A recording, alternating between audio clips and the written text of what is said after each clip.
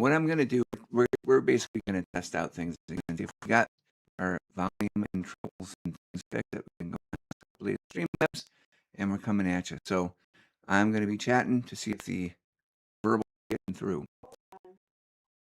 And we're holding. I don't know if we're actually live. It says upcoming. I just see, I don't know, I can't tell. I just see a picture on the screen. And there's something about... Oh, yeah, we're live. Okay. We are live? Okay.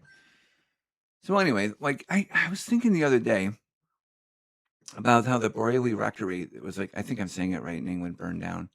And it was like a pretty big haunted place in England. You know, it used to be a place where monks hung out. So far it sounds perfect. Can you take this and listen to how mine sounds? I can. Excuse me 1 second while we get the lady back here. All right. I think we got it. I think it was just scuffed yesterday. I think it was too. Streamlabs gets scuffed. And just hit play. All right. On there. And hit play. Hello, everybody. We are back with part 2. Good. Okay, we're good? I don't know, I don't see you yet, but I hear you. Okay. Oh, yeah, you sound Maddie great. B, yes, second try. It's to see you, Maddie. We're good? Okay, yeah, pause that then. We're good? Awesome. All right, guys, we're getting started in just a moment. Sorry about that. Yesterday, Streamlabs was very scuffed because that's how it goes sometimes. So we were going to do the redo yesterday, but it didn't work out, so we're doing the redo today. So let me see if I can pull up the chat in here. Maybe we can watch it that way. So, I don't know. I was just kind of kicking this as an idea around, can ghosts set fires to things? You know, there's been a lot of evidence hope and, not. and things that have come up where it seems like they can set fires to things, or maybe they cause, you know, move a gas stove over. I don't know. But it's interesting because the Borelli Rectory burned down. There's a whole bunch of places in North Tonawanda that I want to investigate with Stephanie that burned down. And this is like old restaurant in Hamburg that had a really bad poltergeist in a room in the hotel part, and they wouldn't let anybody stay in there. And that thing burned down. And supposedly the fire started where the ghost room was. So, now, of course, nobody was in there, so maybe something had a short circuit or something. But it's just an interesting thing that this seems to be a theme that we've seen around here quite a bit. So, as we're testing sound, I figured I'd bring it up as a thought for the chat. Can ghosts set fires to things? I like it. It screams, think about it and don't sleep at night. But we did it. Okay, yes, we got the audio, or we got the audio, hopefully good this time. Hi, Mike Miller. Thank you. Oh, perfect. Good. Perfect. Hello, Lorraine Bojangles, Maddie B. He thinks the last time that we had the coming soon live for some reason when this went live, and we don't do that on purpose. Oh, thank you so much for the chat. At Michael_Miller 508 tipped $1.99 through Super Chat. Hi Steffi, hi Todd, hi chat. Hi Mike Miller. Thank you so much. Thank you so much for supporting the channel and the Super Chat. And hi. Hi. So we're really glad to be back and doing this do-over, and awesome to see everybody on. We tried to stick with it yesterday and go live through just YouTube, but it wasn't pushing it out, and I don't think anyone was really notified of it. So we didn't want anyone to miss it because we have a really good topic. And we also were just tired and frustrated with the whole Streamlabs issue we were having. But it looks like everything is good now, so we're going to get started. It's great seeing everybody on. So quick reminders before we get started. Well, first and foremost, welcome to Bootleg Booze, where the spirits aren't just behind the bar, they are all around us. Broadcasting straight from my speakeasy, we dive into the world of the paranormal, sharing real investigations, eerie experiences, and everything that goes bump in the night. And so pour yourself a drink, settle in, and let's see who or what might be joining us tonight. So please subscribe if you're not already subscribed. Hit the like button. It's a free and easy way to support the channel. Hit that notification bell. It'll notify you when we go live for the podcast, which is usually every Tuesday between the hours of 9 and 11-ish. But there's not a lot of difference between Tuesdays and Thursdays. No. They both start with T. It's a special. And with days. Exactly. It's a special day Thank today. you for subscribing and liking, Daniela. And yeah, Mike Miller didn't get notified last night either. Well, I didn't. I work here. Tisk. So there you go. Right? I even looked. Yeah, no, it was a lot going on yesterday with a lot working against us to get this going. But I'm glad that we got this. Didn't really take It's much. rolling, man. Today it went smoothly. It was really just, yep, just us two tonight. Yes, just myself and Todd tonight. So yeah, we go live all the time in like very interesting locations at random times. So definitely gonna want to get notified. And sometimes YouTube does ring the bell, I guess you could say. So like it's important unselect to they I don't know. You un it. They've unsubscribed people before, but sometimes you'll see the notification bell isn't still like on. So it's important And that's to check actually that. happened to me. So every so often, maybe when the phone's update, who knows? But you want to check to make sure your notification bells are still on. Yeah. Yeah. And if you're here, they probably Thirsty are. Thursday. you know? True. Oh, now I got to take a drink. Well, of thank you for something. I'm thirsty. subscribing. Yes. And what are you drinking tonight, Todd? This really cool like green water I got at 7-Eleven. It's got kiwi strawberry, I think it's called. Very nice. Next to the vodka. Mmm. There's a cute little ghost in mine. Yeah. You see him? And all of a sudden now he's from It England. makes me very much smile. Yes, it is very cute. Thank you. You're Appreciate it. welcome. And guys, please leave a comment, but please make sure to be kind to each other in the comments. Be kind to us in the comments, please. We're just doing what we love and taking you guys along with us. Most importantly, be kind to each other in real life because we need that now more than ever. I hope that you can hopefully see both. Wait, I have to... Right? Thank you. Tell Mike Miller. Tell YouTube. Okay. And then, so if you'd like to support our channel, and if you, there's multiple ways to do so. If you donate through Streamlabs, if you guys want to do a TTS, which is text to speech, it will work with the YouTube super chats. It'll also work through Streamlabs, and it's only $2 for it to be read out loud, like we just saw with Mike Miller's. Thank you again. And again, that TTS is text to speech. It's in the description. The link should be there because Streamlabs takes 3% as a certain platform. YouTube takes a horrendous 30%, and that's an option as well. But if you would also like to, So wait. So if I have 10 candy bars, they take 3 of our candy bars away? if you had 100 candy bars, they would take 30 of them. Dude, that's a whole box of candy bars. And if you had 100 candy bars, Streamlabs will only take 3 of them away. Hey, when I give you a candy bar, I want you to get the whole thing. Or the not only whole 70 the or whole 60% 100, of you know, it. because he doesn't need 100 candy bars. Right. Yeah, it's pretty grueling. I like the and visuals, If, though. if anybody does donate directly to our channel to support us without any platform cuts or fees, we have a Venmo at Haunt This Investigation. Again, that is in the description. Thank you in advance. We are a viewer-funded podcast and investigative channel, and anything is greatly appreciated. You guys are awesome. We really have the best viewers of all of any YouTube channel ever. And we sneak in a little philosophy now and then. Yeah. Yeah. Totally. So we do have some fun activities through the TTS, the text to speech, that you could do is either through Super Chat or through the TTS and Streamlabs. And we have our just standard read the message out loud where you can interrupt us and join in with a question or comment. It's only $2 to do so. $20, we have a truth or mini dare, which we haven't gotten yet, which would be kind of fun. You guys can ask us anything. We have to answer truthfully within reason. It has to be within the terms of service, or a small dare. And we will, again, if it's reasonable, we will do it. But if you do that, we will literally do our best to do so. If you want to if you want to ask us first, if that's something that we could do. Yeah. But it's subjective, but we go pretty far. We do pretty much, yeah. Yeah, we do I pretty can't much see anything. I can't see saying no to anything unless it was violating the terms of service. Yeah. We have $30 team betrayal. You can if the donor can choose one host to turn on the other, which is only 2 today. So Don't choose me, I swear. I can't be mean. he swears. $50 for champagne pops. So if anyone's feeling like a baller tonight, we have a bottle of champagne chilling, and we will pop that in your honor. I hear something, Steffi. What do you hear? I hear the future of a bottle popping with champagne in it. It could happen Good tonight. sound. The full moon is almost Oh, upon us. it is almost a full moon. This could be a celebratory thing for the full moon. It is almost a full moon. You're technically like, I don't know. I don't think it's part of the 3 phases yet. I think there's still like a little tiny sliver missing. And okay, so then also for if anyone's really feeling like a G and they like to mute a mic for 10 minutes, they're sick of hearing me talk or sick of hearing Todd talk, and they just want to be funny, that's another option, and we would not be offended whatsoever.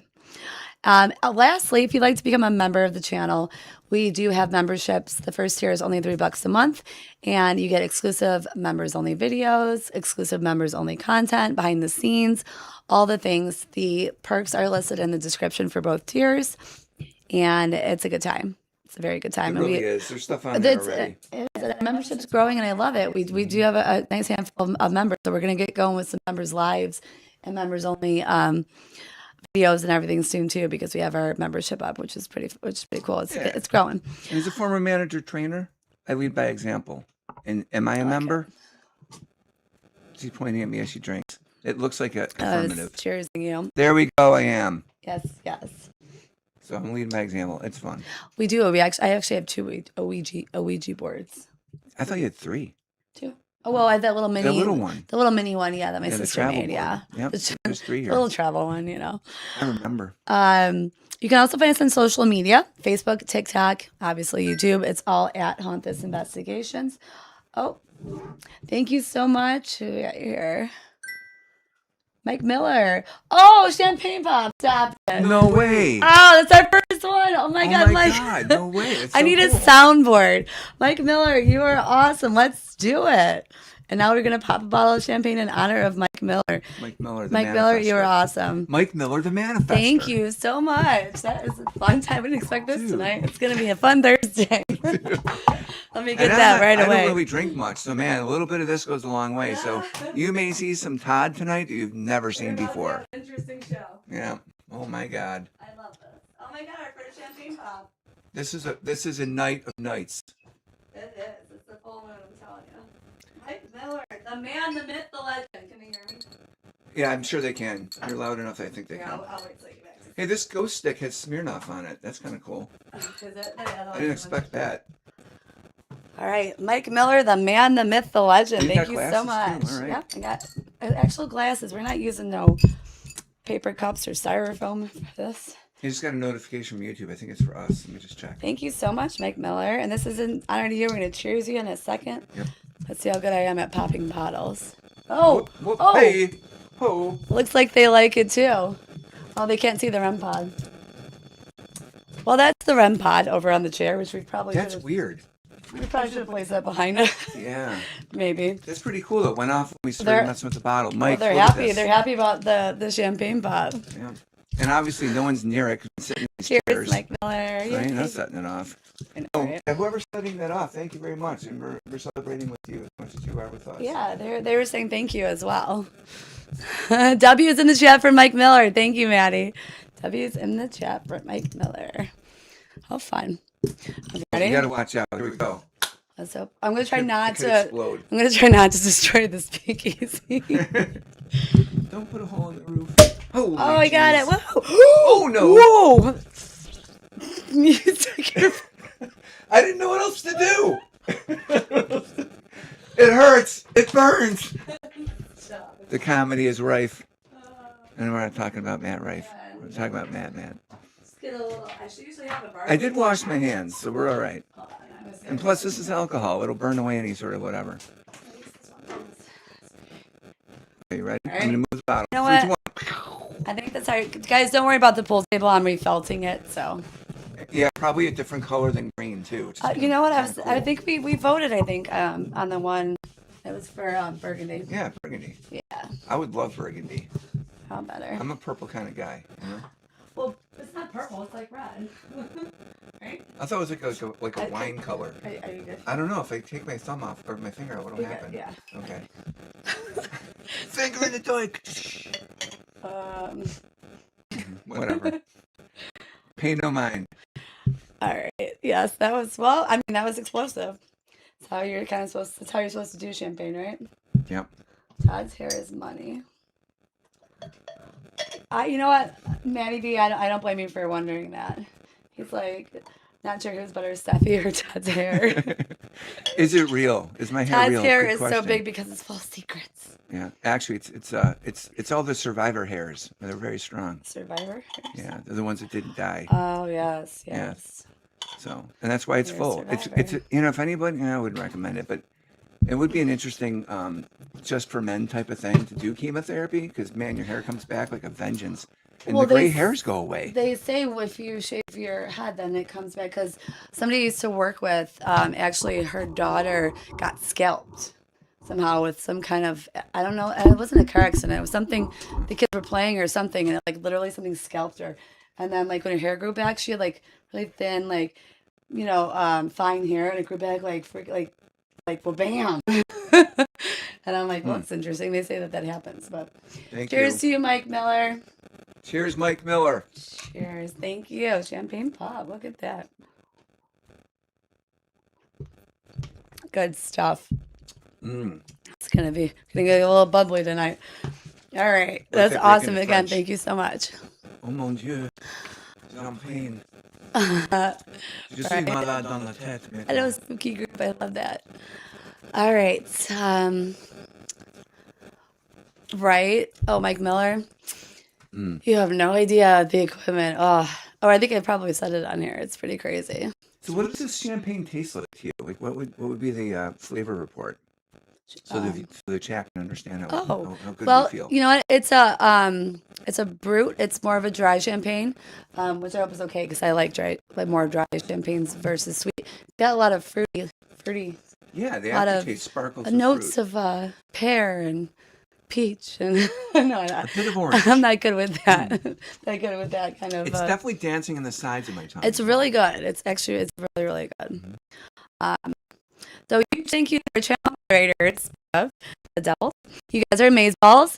Thank you so much for everything you guys do for us. You help everything that we do on this channel go more smoothly. You're fun. You're awesome.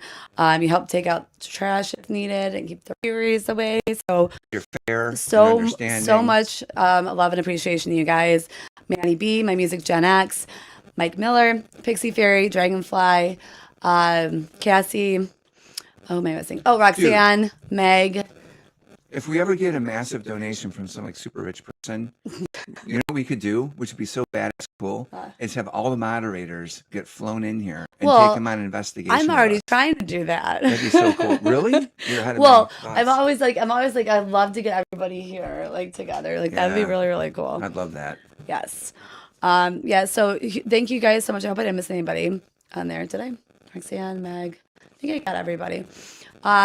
And then much love to our HGI members who can't be here tonight. You guys know who you are. We love you, miss you. Get here for the next one on Tuesday. All right, and that's all of our reminders for you guys. So if you watch, anybody actually did see when we finally did get the beginning of the episode yesterday done. It was through YouTube though directly, and it wasn't pushing it out. So I don't think really many. We have 53 people that watched. Yeah, it, we so- have to redo it. So we can basically start at the beginning. And then tonight's episode is about cases that are often cited convincing or easily debunked, along with some of the methods that are used and why they're easily debunked. And some examples of things that were very convincing or seem to be more convincing. Hi, Meg. Hello, hello. And a lot of proof is subjectivity with this stuff, so it does play a part. Like what you believe is proof is what you believe is proof. That's very true. As the Sphinx would say, you must first believe before you don't believe. Oh, my daughter said how much I'm down. To go Investigate? to fly them all here and investigate. Maybe I don't know. We'll have to look We'd into to that. Ask them if they had to pay, but geez, I would just love to. I mean, I know everyone's kind of all over the place though, but I know some people are closer to us. We'll get back to you guys on that one. It's a great idea, and great ideas should manifest, just like Mike did for us tonight. Yes, thank you so much. Okay, you want to get going with? Sure, I'll read something. Okay. So, episode 13, Mark B, or Mark 2, or B, Take two. A Alpha, take 2, yeah. All right. Ghosts often cited as most convincing. So these are cases that are really pretty solid, and a lot of people think were real. All right, starting out with the Enfield poltergeist. Why do people find that convincing? Well, the Enfield poltergeist had actual police officers reporting seeing objects moving on their own. And this was in a house, correct? Yeah, in A England. family house in England, yep. Audio recordings of a child's altered voice still circulate. So you can actually hear this child's voice being altered, garbly or like gravelly. Covered extensively by journalists in real time. So they had reporters going there and things were happening as you could watch it in real time. That's kind of awesome. Mm-hmm. And what keeps it credible to believers? Not just one witness. There were neighbors that saw stuff. The media saw stuff. Investigators that were involved saw stuff. And most events were witnessed under observation conditions. So, they were set up to be fair, in a sense, I guess you could say. Yeah. All right. Is that the end of that one? Well, I have to do what weekends. Oh, okay, go ahead. Yeah. All right. Now, what weekends in this case, the children admitted to faking some incidents. Now, I did some research on that. They said about 2% of the incidents they faked to test the people coming in to see if they were legit or not as investigators. Still not a good idea to fake anything if you're having things happen. If that's legit, it's not a 'cause good it screws idea. up everything, Especially kids. Like I'd be like, you're grounded. You're grounded. Mhm. Go to your room. No more summer camp. No more. I don't know, Xbox. Yeah, no more Xbox or PlayStation. That'll hit them in both spots. Both spots. Skeptics argue with the most dramatic events. Skeptics argue the most dramatic events happened when observation was limited. Yeah, it's a tough one. That is a tough one. That does make me wonder, right? Yeah. Bottom line, a mix of possible trickery, which was also admitted to, a little bit at least, and genuinely unexplained incidents. So, Enfield poltergeist. So my thoughts on that are, if you add trickery or false anything to any experience, you're basically doomed. I mean, it is so hard to get anyone to really believe you, especially like more so back then before it was. Did it have a date in there? Can't remember. 19... Yeah, I mean, remember. 72 is one of them. It was tough, 72, but 74. even to sound credible, if you have any, if they wouldn't have done that, it would have been a lot better. I mean, but having like the authority figures see things, or experience things, that's a big check in the plus column of, Why? Because they know how to observe things. Well, They're trained to observe things. and they really they don't go to like the most hokey thing first, they're not like really like amped to be like, well, like they don't walk into like a crime scene and be like, well, I think this was a demon that ripped this person apart. You know what I mean? Like, I mean, not that that's what happened, but you know what I mean.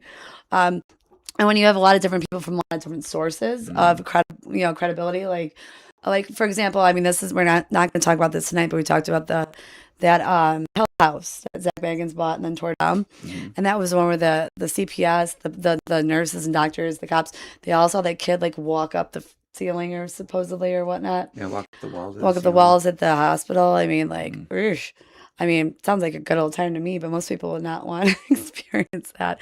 And I'm not even gonna get into like how I feel about could be the scary fact. seeing that in real life. I think that'd be amazing, but I don't want to get into the fact of how like angry I am that was torn down. Why did he tear it down? Is it too dangerous? No, there's. Yeah, that's what he says. But I mean, maybe he says he doesn't want anyone else going in there and getting. He doesn't want anyone else going in there and getting better stuff that he got, because he literally got practically nothing. I mean, when he went there. So I think that's honestly my opinion on that. That makes sense. Yeah. Well, I mean, I guess. I was going to say something else. I forgot what I was going to say. Oh, that's fine. Why are you Oh, I remember what it was. So in philosophy, we call the believability of something to be its truth value. So even if you screw around and you know you're screwing around, it ruins the truth value of almost everything else that you're going to be presenting. And that's why you don't fake stuff. That's why when we go on our investigations, we don't fake stuff. And luckily, for whatever reason, when we go out doing things, we get stuff anyway. We don't have to like trick anything. Stuff just happens. But that's my point. Truth value. It's a nice term to use and know. Yeah. Thank you, Metaphysics 405 at Fredonia State. Shout out. Shout out to Fredonia Devils State. forever. And to the person that asked why we're sitting here at a billiards table, we're in my speakeasy having their weekly podcast, and if you're worried about the felts, I am getting this refelted as it is, or else I'd have a cover on it while we were doing this. But it's just a little bit spacier and easier area to do the podcast, and we're trying out different kind of locations down here to see what kind of fits. And if we have more than just myself and Todd, like you guys have seen, like we have 4 people, it's a lot easier to have everybody around this table versus at the bar. Yeah, we might have a So, guest someday, right? yeah. Think about guests someday. Be cool to have that. Got some people in mind. Yes. Want to do the next one? Yeah, definitely. All right. Here's number 2 of the cases often cited as most convincing. Ding, ding, ding. The Perron family haunting. Why it stands out? Long-term haunting claims. Thank you, Mike Miller. So this stuff went on for years, not days. Consistent reports from multiple family members that reported the same types of things. And some of the convincing elements? Repeated experiences rather than a single dramatic event. So they would have the same thing repeating, not just one big thing that was unique. Emotional consistency in witnesses in their accounts over time. You could tell they had gone through something. Is that a good way to put it? That their Oh, for the emotions emotional, didn't change? yeah. So do you No. want me to go back over Yeah, emotional explain that, 'cause consistency? it's confusing. So emotional consistency, like they use this like a lot in interrogations for like crimes. I would say, you know, I don't know if that's TOS to say that, but when somebody offs somebody else, that actually sounded worse than Erase? saying. I said Somebody off erases somebody somebody? else, erases them. So when they're interviewing maybe about potential suspects, they'll look for like emotional cues, like how they react, because it's really easy for somebody initially to be like, all right, I'm gonna play this game, I'm gonna act, I'm gonna fake it, I'm gonna be all teary eyed and all upset, and then they keep doing these follow up interviews, especially if they really highly suspect somebody, because they're looking for these changes in the emotion. And if you watch a lot of these true crime episodes or shows like I have, you'll see that they start to deteriorate with their like consistency of emotion, and then they seem like they almost get more agitated, like it's like an inconvenience, you know, or they seem like a little bit more worried. They don't seem as upset, or they never seem upset from the beginning, you know, just initially, and then all of a sudden like they're like happy-go-lucky and they're laughing about things, and like the detectives will use these kind of tactics to really see anyway, so like joke around with them and kind of see how they respond to different things. And if the emotional consistency isn't there, then usually something is off. Yeah. Or they, you know, maybe could have some mental And as a therapist, I'll health tell you issues. this, man. When you have a client with trauma, you can tell they're remembering it. You can see it in their face. You can see it in their expressions. And when you bring it up maybe a year later, because I've had clients for years, it's the same thing, unless you do EMDR, but that's a whole other story. So you can see this consistency. It's a real thing. And as a traumatized ghost, what would be the thing?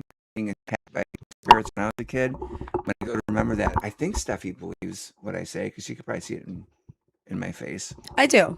I No. do. Again, if I haven't experienced something, and maybe it's not something I've experienced or that I like really could speak on, but I don't discount other people's experiences, especially not someone that's on my team that I work closely with and do all this with. You mean, even sometimes you watch some of these real life accounts and you're like, it's just like, how could that be wrong? They're so what's the word I'm looking Visceral. for? Well, they're so like Convincing. convinced, or I'm losing words again. They speak with such conviction on it. Oh, you know? conviction. I like that Yes. one. I like my words. At least used in that way. I had another thought. I think I had something I said yesterday, but I forgot. Okay, go ahead. Okay. Proceed. Hey, man, what are the issues with this, though? It seems so clear-cut that this was, like, legit. Let's find out. We're diving in. Almost entirely based on testimony. Why? They didn't have any, like equipment there? Sounds like they didn't. Sounds like people just had experiences and they didn't have, like, iPhones back then, or, you know, tape recorders or whatnot, and they never thought to use them. And I'll tell you something, dude, I'm just as bad, because I did promise people that the 52 people that showed up on Tuesday that I would tell them what happened at my house the other day. I think it was Monday night. Some big ass black mass that looked like a giant Hulk. I was laying in bed and I was looking down the hallway, and this frick thing came out of my kid's room, and I could see through it, but it also is moving. Like I could see its arms moving, and it had a head and everything. And I'm like, oh my freaking God. And my cat, who was like sleeping by my legs, did a thing where it was looking, so I knew the cat saw it. It wasn't just me. So jealous. And I'm like, damn. But what I didn't do is a Steffi move where I would grab my phone, wherever it was, and like hit record and run after it. I was just like, what the F happened? I was still in shock mode. And I I'm a was little looking disappointed, at the cat guys. to see.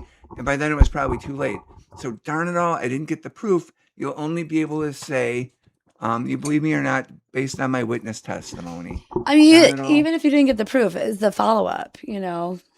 Yeah, I didn't even do You follow-up. got to go check it out. Go investigate. It was like 2 a.m. I was like, whatever. I'd be awake after the next, like, I would be like, okay, I'm up for the day. Yeah. Well, if you were there, I'm sure you would have chased after it, but, you know, it is what it is. And we had my cat. I would chase after it. I would have had about a 2-hour-long discussion with it. We maybe would have played some cards. I mean. Yeah, I mean, this thing was huge. Like muscular big. Like maybe I would have taken it to the gym with me. I mean, I don't know. Yeah. I mean, I ain't never seen the like. I've seen shadow figures, but they weren't big. They were always skinny or like human size. This thing was big. So, anyways, whatever. Maybe it was. Isn't there like something like, depending on where the light's going? I mean, I know it's a shadow figure, it's not an actual shadow. But, you know, like your shadow, like depending on the time of day, seems bigger. Oh yeah, right. Maybe that's true. Maybe the light. You know what's funny is I asked him, I'm like, did you even get up to make sure it wasn't like an intruder? He's like, no. Oh, it couldn't have been an intruder. I could see through it. I mean, how many people would see like a giant shadow of a man walk by and be like, eh?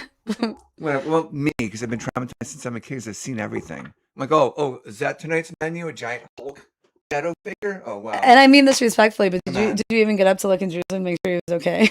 Oh, he wasn't home. Oh, okay. Because that way, never mind. Because I was gonna. Thank God. I'm like, I shouldn't say this, but my head's like, I'm gonna say it. I know I'm gonna. We did have a discussion about his negative ass attitude though after that, because I'm like, dude, in my family we cannot go negative or this kind of stuff goes down. Well, we had a chat about that. There's that whole thing about poltergeists that say like there's like a whole like theory or claim that like poltergeists are caused by like teenage angst and energy. I heard something and there's the. It's been going up. I just noticed that a couple seconds ago though. Okay, yeah. We gotta move this. Where people can see it. What is that called? The K2? K2 meter, yeah. The K2 meter is really going off. Yeah, it's not as good when they can't see it though. I know. Yeah, and that's up there, so. But there's that whole theory of like that poltergeist activity is caused by like teenage angst or you know like I don't like that though. I mean, I can't get behind that. Like what you like manifest a force that like moves furniture and stacks your stools up. I mean, come on. I mean, I did it, I guess, or something else came to me when I was in that state. I think they're really reaching. I think that, you know what, there's a theory that spirits are drawn toward miserable or like really hard things. Like people are like on, you know, having drug issues or they're depressed or they're having really hard times and like they're kind of like feeding on that, or they're also maybe drawn to people that have like issues that they had when they were alive. Because if we're speaking to spirits that are still here, and there's a variety of different reasons I think we've talked about, if you guys have watched our previous podcast, of why we've heard them say that they are still here. But if these are spirits that have not gone on and moved on, and they're still here for whatever reason, but some of them is because of the things that went on in their lives, they're going to be drawn toward the kind of negativity. Or maybe we'll, I guess, I don't know, encourage them. Well, some things reportedly in all my mystic studies, they eat negative emotions. They eat them for breakfast. They literally do. They survive on that stuff as food, like depression and anxiety. That's like something they can feed off of. So I mean, don't give it to them if you don't want it in your house. Because that sounds whatever they are. I mean that, yeah. Jinns and such. Yeah. Oh, now we're going. It's a now we're going really far for real. But I mean, if that's what's happening in the house, it's worth talking about. But we got a little bit segued. I just wanted to throw that in there because I promised. I just think that, like, you know, the whole feel of the house, negativity, emotions, that could, even if the spirits are just like May and Ed, those are the people I lived in my house growing up. I didn't believe in any of this when I was growing up. My parents, however, I overheard my dad, I was like probably 12, 13, talking about having a priest come over to bless the house. I mean, we were Catholic, I was raised Catholic, but I still was like, I'm like, what in the shit is he talking about? I heard this story, so this is you haven't? No, this is very interesting to me. Yeah, so it's funny because, like I said, I didn't believe in any of this. Plus, I grew up watching Buffy, X-Files, Charmed, so I loved that kind of talk. But like when I heard my dad say that, I was like really concerned. I'm like, this is real. He talked about and call it Casper. He wasn't that good at like decoding things, especially when you're like 12. I'm like, obviously, I know what you're talking about, bro. I didn't call him bro. This is Savannah's influence. Don't mind my language. So then I'm like, of course I wanted to know more. I'm like, priest, come over to bless the house. But I also wondered if you had maybe a few too many beers. That's Okay, brah. So I didn't actually get the full story until I was older, but I didn't experience anything that I can remember there. But what I was told was, the old windows that had the window weights. Yeah. Well, In my house now. Well, one of them like fucked up or whatever, and he had to redo like the way the rope broke or whatever. Okay. And my cousin Jess goes over, and shout out to you, Jess, if you ever watch this.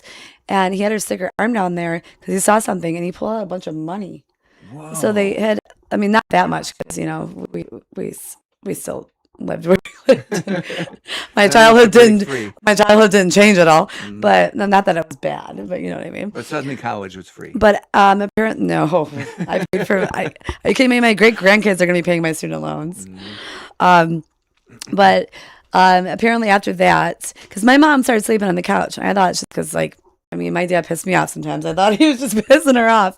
But apparently after that happened, the bed would shake in the room. They would, and my dad would drink beer. My mom didn't drink anything, and she's like the most logical person. So like when she co-signed this, I'm like, oh snap! I still didn't believe it. I mean, like I don't want to say I don't believe it because it's my parents, but it was like grain of salt kind of type shit, Yeah. But and then they would see like shadows on the ceiling, and they'd hear something that sounded like they said they thought Hebrew, and I don't know how they concluded that. But I don't blame my mom at that point for sleeping in the living room on the couch. That'd be scary. Yeah. So so the people that lived there before we did, their names were May and Ed, and it was an old elderly man and woman, and one of them was shoveling and slipped and fell and died, and a week later the other one died. Like it was that we hear about this all the time. Actually, we do hear about this all the time with elderly people about how they die so close to each other. Yeah, they're linked. Because there was really, I don't think there's a reason for the other one to go, but I don't really know.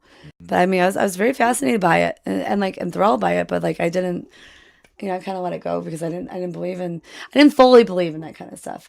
But I was kind of taken aback when I heard it from him. I'm like, no shit, you should have told me this when I was younger. Do you still have access to that house? No. Oh God, somebody bought it that lives in Arizona, and they let it go to. I can actually. It's funny. It's almost. It was the last time I went there. It was almost abandoned. They bought it, and everything was overgrown. But I don't know what it's like now. I can take you over and drive by it. It'd be an interesting thing to find out. Wouldn't that be something if I got into my old house? Yeah. I'm actually kind of upset that my parents didn't offer to sell it to me because I was an adult by the time that was sold. But missed opportunity for sure. Yeah, their fault. Especially considering your present occupation. Which I would not have known, but yeah, it's pretty cool. Interesting. Yeah. Where are we here? Okay. So we were talking about entirely based on testimony. So that's how we got off on that because it was all that testimony and we don't have recordings. So they had no verifiable physical evidence that holds up under scrutiny for the prone family haunting. Sadly enough. Perrin. Oh yeah, Perrin. Thank you. Okay. Now, this case feels compelling psychologically, but lacks objective proof. So that's the last statement on that one. You ready for the brown lady? Yeah, I just wanted to look at the chat real quick here. Okay, we're going to read the chat before we get to one of my favorite ever things, the brown lady. Of Ray and Paul. Mike Miller's so you're saying ghosts or spirits are waiting in your home until you're going through bad times to feed on it? Or the spirits make you negative? That's what some people think. I think that, like I said, the reason I was telling you guys about May and Ed is that you could have little old man and woman spirit in your home, and then shit starts going down in your house and getting negative, and maybe they're all right, you guys need to settle the fuck down, okay? Because this was my house, and I don't want to see any more of this bullshit or any of this negativity. So they're just trying to scare you to kind of distract. Or they're you guys are a great family and you shouldn't fight. So we're going to just knock over some dishes and walk by your room as a big shadow at night to scare the shit out of you. So that's the least of your problems, what you're fighting over. Now you have to worry about that.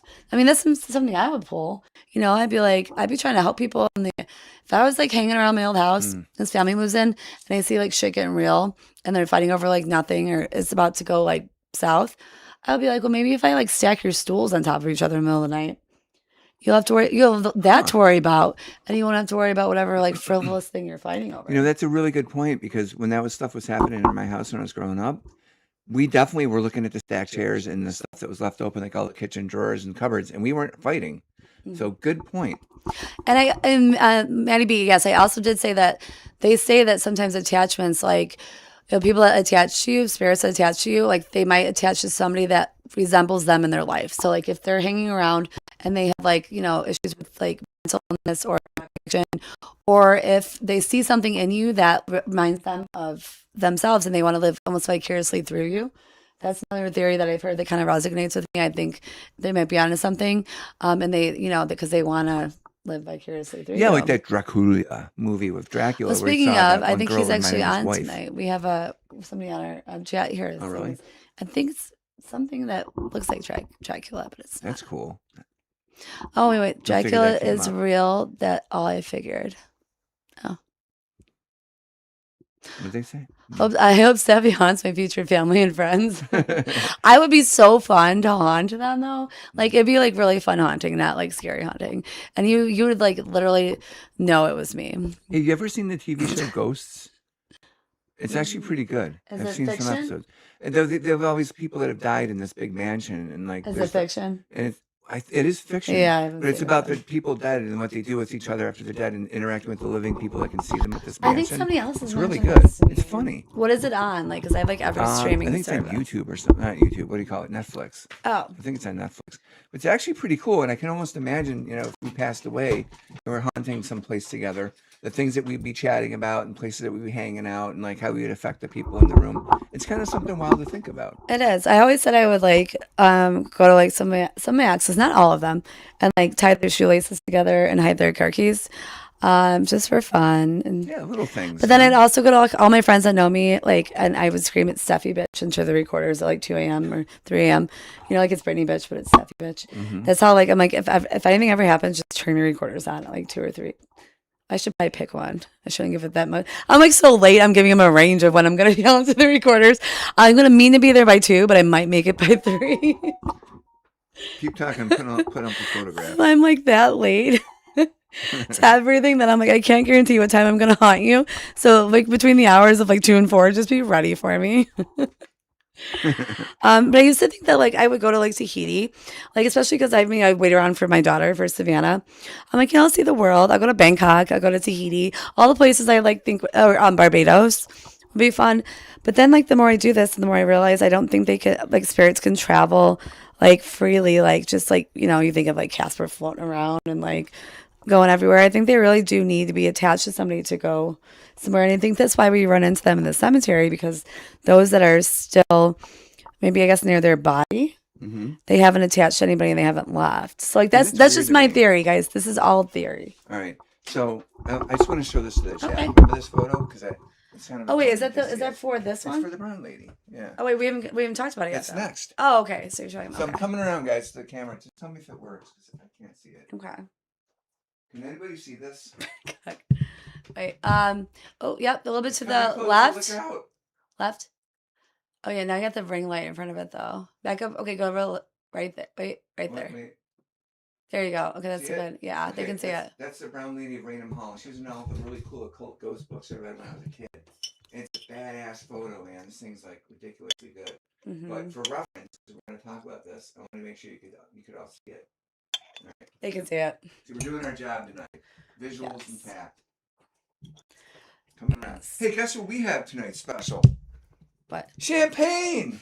On the champagne How did campaign. that happen? We had a champagne pop. It was amazing. Thank you so much. Oh, went off there. I shout that out Here, again. actually, hand me your glass. Sure. Por favor. Oh wait, something's gonna happen. I've been at the Stanley Hotel. Yeah, I want to go there and investigate for sure. I met Casper in Cancun. Oh, that sounds like a great time. Bangkok, yes, Bangkok. Did you guys ever consider going to the Stanley Hotel? Oh, Meg guessed that. I would totally do that. Yes, and actually, like an old team member, Mike, if you guys, oopsie, if you guys have watched us for a while, you remember Mikey? He moved to Colorado for a bit, and he went there. There's some mixed reviews on it. But there's also there's this the Stanley Hotel and there's the Shanley Hotel too. I get them confused. Yeah, but the Stanley Hotel in Colorado. I mean, Colorado is pretty cool because like the Estes method was created in Colorado. And I've been there a few times to Colorado Springs and Denver, and it's beautiful there. The mountains. Hello, are gorgeous. Ion 4AGE. Lots of transplants from here too. Yeah. I always ran into Buffalo people. We there. definitely have bucket lists. So Yeah, for definitely. this, yeah. In New Orleans. Oh my gosh. I just want to go to New Orleans just to go to New Orleans and just the French Quarter and just investigate literally everything there. That and Salem, Massachusetts. Savannah, Georgia is supposed to have, well, not only is my daughter named Savannah, but it's supposed to like the history and everything and the haunted history and Yeah. just My wife actually went there and wanted to go back, and she told me a story of a guy that she ran into there who was a younger man, and she was hanging out with him a lot. And like at the end of the trip, he like bit her. Which was like freaky. Yeah. He Like came up love and like bit her in bite the or- hand, like bit her arm. Yeah, bit her arm, and like I don't know, it was she just the weird. rabies shot. No, but I mean that was kind of a thing, you know. Didn't see it coming. What just walking up and randomly biting people is Well, the thing. they got to be friendly, and they would come over to their hotel and like give him a tour of all these cool places, and like he was a person who lived there. But at the end of the tour, like when they were getting ready to go, he didn't hug her; he bit her arm. I'm and then sorry. ran If off. somebody bit me in the arm, I'd punch him in the dick hole. I mean, what the hell is that about? Like, that's wasn't ready not for it. okay. And she's this wee little thing, so her arm was very big, so it probably made a bad mark.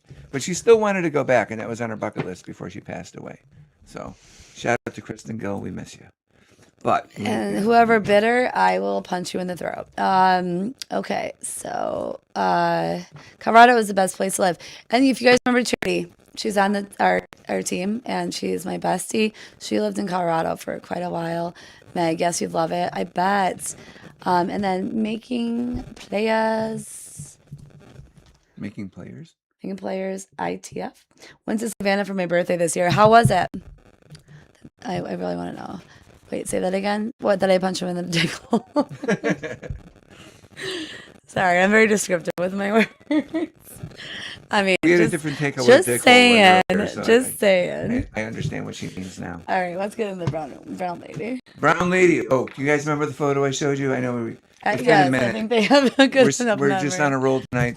Anyway, the brown lady. Okay, so here I am, a snot-nosed little kid in 6th grade, and I find out about the secret library that the librarians have in school. And they had to get to know you. And if they got to know you and they thought you were cool, you would get access to the secret library that was behind a door in the back of the library, and they had all the really cool old occult books in there. And I remember being led back there and having a chance to take one of those books out and cracking this puppy open and seeing that picture. And I was like, holy moly, this looks real. Like that picture, back in the day when that was taken, I cannot imagine how that was like manipulated to look like that. I just can't. And it made me really realize that maybe ghosts existed. Not that I wasn't having them in my house, but that you could take pictures of them and get lucky and all that kind of stuff. And it burned itself into my memory. As a matter of fact, when you showed me this, and I said, "Man, the brown lady, is that one picture?" And I knew exactly what it was. I remembered exactly what it was. So, what do they say about this? Well, I gotta find my place here. It was in a weird. Oh, here we go. Why that photo is famous. That photo I showed you guys was one of the most iconic ghost photographs ever taken. And as you saw it, you would understand. Why? Convincing elements. It was captured by professional photographers. And it was not obviously staged for its time. It just doesn't look like it was staged. Modern explanation, though, let's see what they got to say, these modern people. Likely, they feel it was a double exposure or long exposure artifact. And yeah, we know about long exposures. Maybe someone stood in that stare for a long time, but why would they turn white and why would they look translucent? I just don't get it. There's so much when it comes to photography and lighting and Like, depending what kind of like camera you're using too. I mean, they didn't have digital. I think this was film. No, it's definitely not crayons on paper. You know, Well, I mean, if you know the history of photography and like when it started, it's come a long way. it has. But there's a lot of different. What's the word I'm looking for? Like, well, anomalies on like in photographs, but that are just caused by like natural mess ups of like the technology or lighting or just something going wrong. Yeah, double exposures are a thing. That's Yeah. true. Yeah, I mean, But I there's thought a back lot more then- than just double exposures. I don't know, because they had those cameras that had the little like flashy thing that would go poof, and they would use You're dealing chemicals with to film, poof it. and it's just, and obviously, I mean, don't they know. didn't have a digital something to show you, so I'm pretty sure that was after it was, the film was processed, and then there was a lot that can I go thought wrong. it was a photo plate. Like, you remember they used to put plates in cameras? It's that old. That like, I was, thought it yeah. was. I mean, how, what was the, do you remember the year on It doesn't that? say, but I think We that's looked like it up the 1800s, yesterday. man. But either way, when you're developing things, like there's things that can go wrong with photos too. So. That's so true. But man, I mean, I don't know. Do you guys want to put in the chat whether you think that's a legit photo or not? I love to see your Well, opinions after showing it. This is also where visual pareidolia comes in because our minds are meant to see something and automatically recognize shapes that we know and figures. You know, like when you it's the clouds in the sky. When you look and there's a poodle, and then all of a sudden there's like a like a going like this, like a muscle man in the sky, because our brains are just that's how we function to dragons. make sense of shapes of things we see. Thank you for subscribing, Michelle. So, anyways, this thing is historically important. White lady, Picture. yes. And it's probably explainable by camera limitations. I don't think so. I'm stubborn. I think it's real. So there you go. But that's just my subjective idea. Yeah. So I want to believe. I want to have some wonder, man. I want to go out in this world and say, we don't know everything. Let's go play. That's definitely true. Yeah. And you know, it's funny because you brought up the white lady, and yes, a lady in white lady. And you know, that's a very common sighting or story in a lot of places. Is that they see a lady in white. You know, I don't know if that's where it originated from. I've But- seen lady in red a lot, but not lady in white. Yeah, lady in white. Dancing with me. But no, there is like it's a very common thing in a lot of places that claim to be haunted is that there's a lady in a white dress. Yeah, that's true. And usually period dress, you know, like something from the 1800s or 1600s or something. Gabriel's Gate. It's on Allen No way, in Gabriel's Buffalo. They're it's know everyone that worked there, and they have great burgers. But And wings. and this is before I could or before I believed in any of this, and I would hear all the time that they would go in the basement, like getting like the beer, you know, because all that was down there, and they would see this lady in a white dress, and I'm like, that's awesome. But I didn't like, you know, I wasn't fully there yet. I wasn't ready yet to believe in any of this. So I was like, oh, okay. All right. It's also a bar they could be drinking. Sounds like that's a place we need to talk to ownership and see if we can get down there and check it out. That would be cool. 'Cause I actually was there recently for the first time ever. It's really cool looking. It's a very thin, like narrow bar. Man, that place was cool. If you stare in a mirror in a dim room, it'll mess with you. Try it sometimes. So we've been in places like it's called scrying, I guess, to stare into a mirror. There's one in the closet of Tinsdale, and actually Madison Seminary. They did something really neat. They made like they call it the Devil's Box or something. Which I mean, I'm not really fond of the name, but it's nothing but mirrors. Like it's like I think it probably was a closet at one point, but it's just mirrors everywhere. It's really fun to take like the cat balls in there when they light up. But it's literally like you close yourself in. They have warnings of how they have rules on there. It's funny. One of them says no sex in here. I'm like, you know, like people probably go and pay to investigate there, and who knows what happens. But they also have like a limit of how long you can stay in that room because I guess it just messes with you, like outside of the paranormal, like you know. I think that's a it's challenge. really interesting. That's a slap in the face gloves challenge for us. Oh, we got a spammer. You know. Yeah. Oh, we got a spammer. Yep. Should I get on Okay, there and you can keep moderate? going. Yeah, please don't spam. Exactly. But you know what? No, I got it. Go ahead and keep reading. Got it. Okay. Yeah, or do you want me to go through the most? Well, yeah, we could switch off if you think it's time. Or no, go ahead. I think you went through those yesterday too, right? Okay. So most thoroughly debunked cases. Okay, so we're switching from ones that seem pretty darn legit to ones that are pretty darn debunked, or at least reasonably so. So let's see. Let's see what we got. Now, okay, money. You know, follow money. A lot of times, I think people go wrong ethically when money is involved, and some of these cases may very well have been corrupted by money.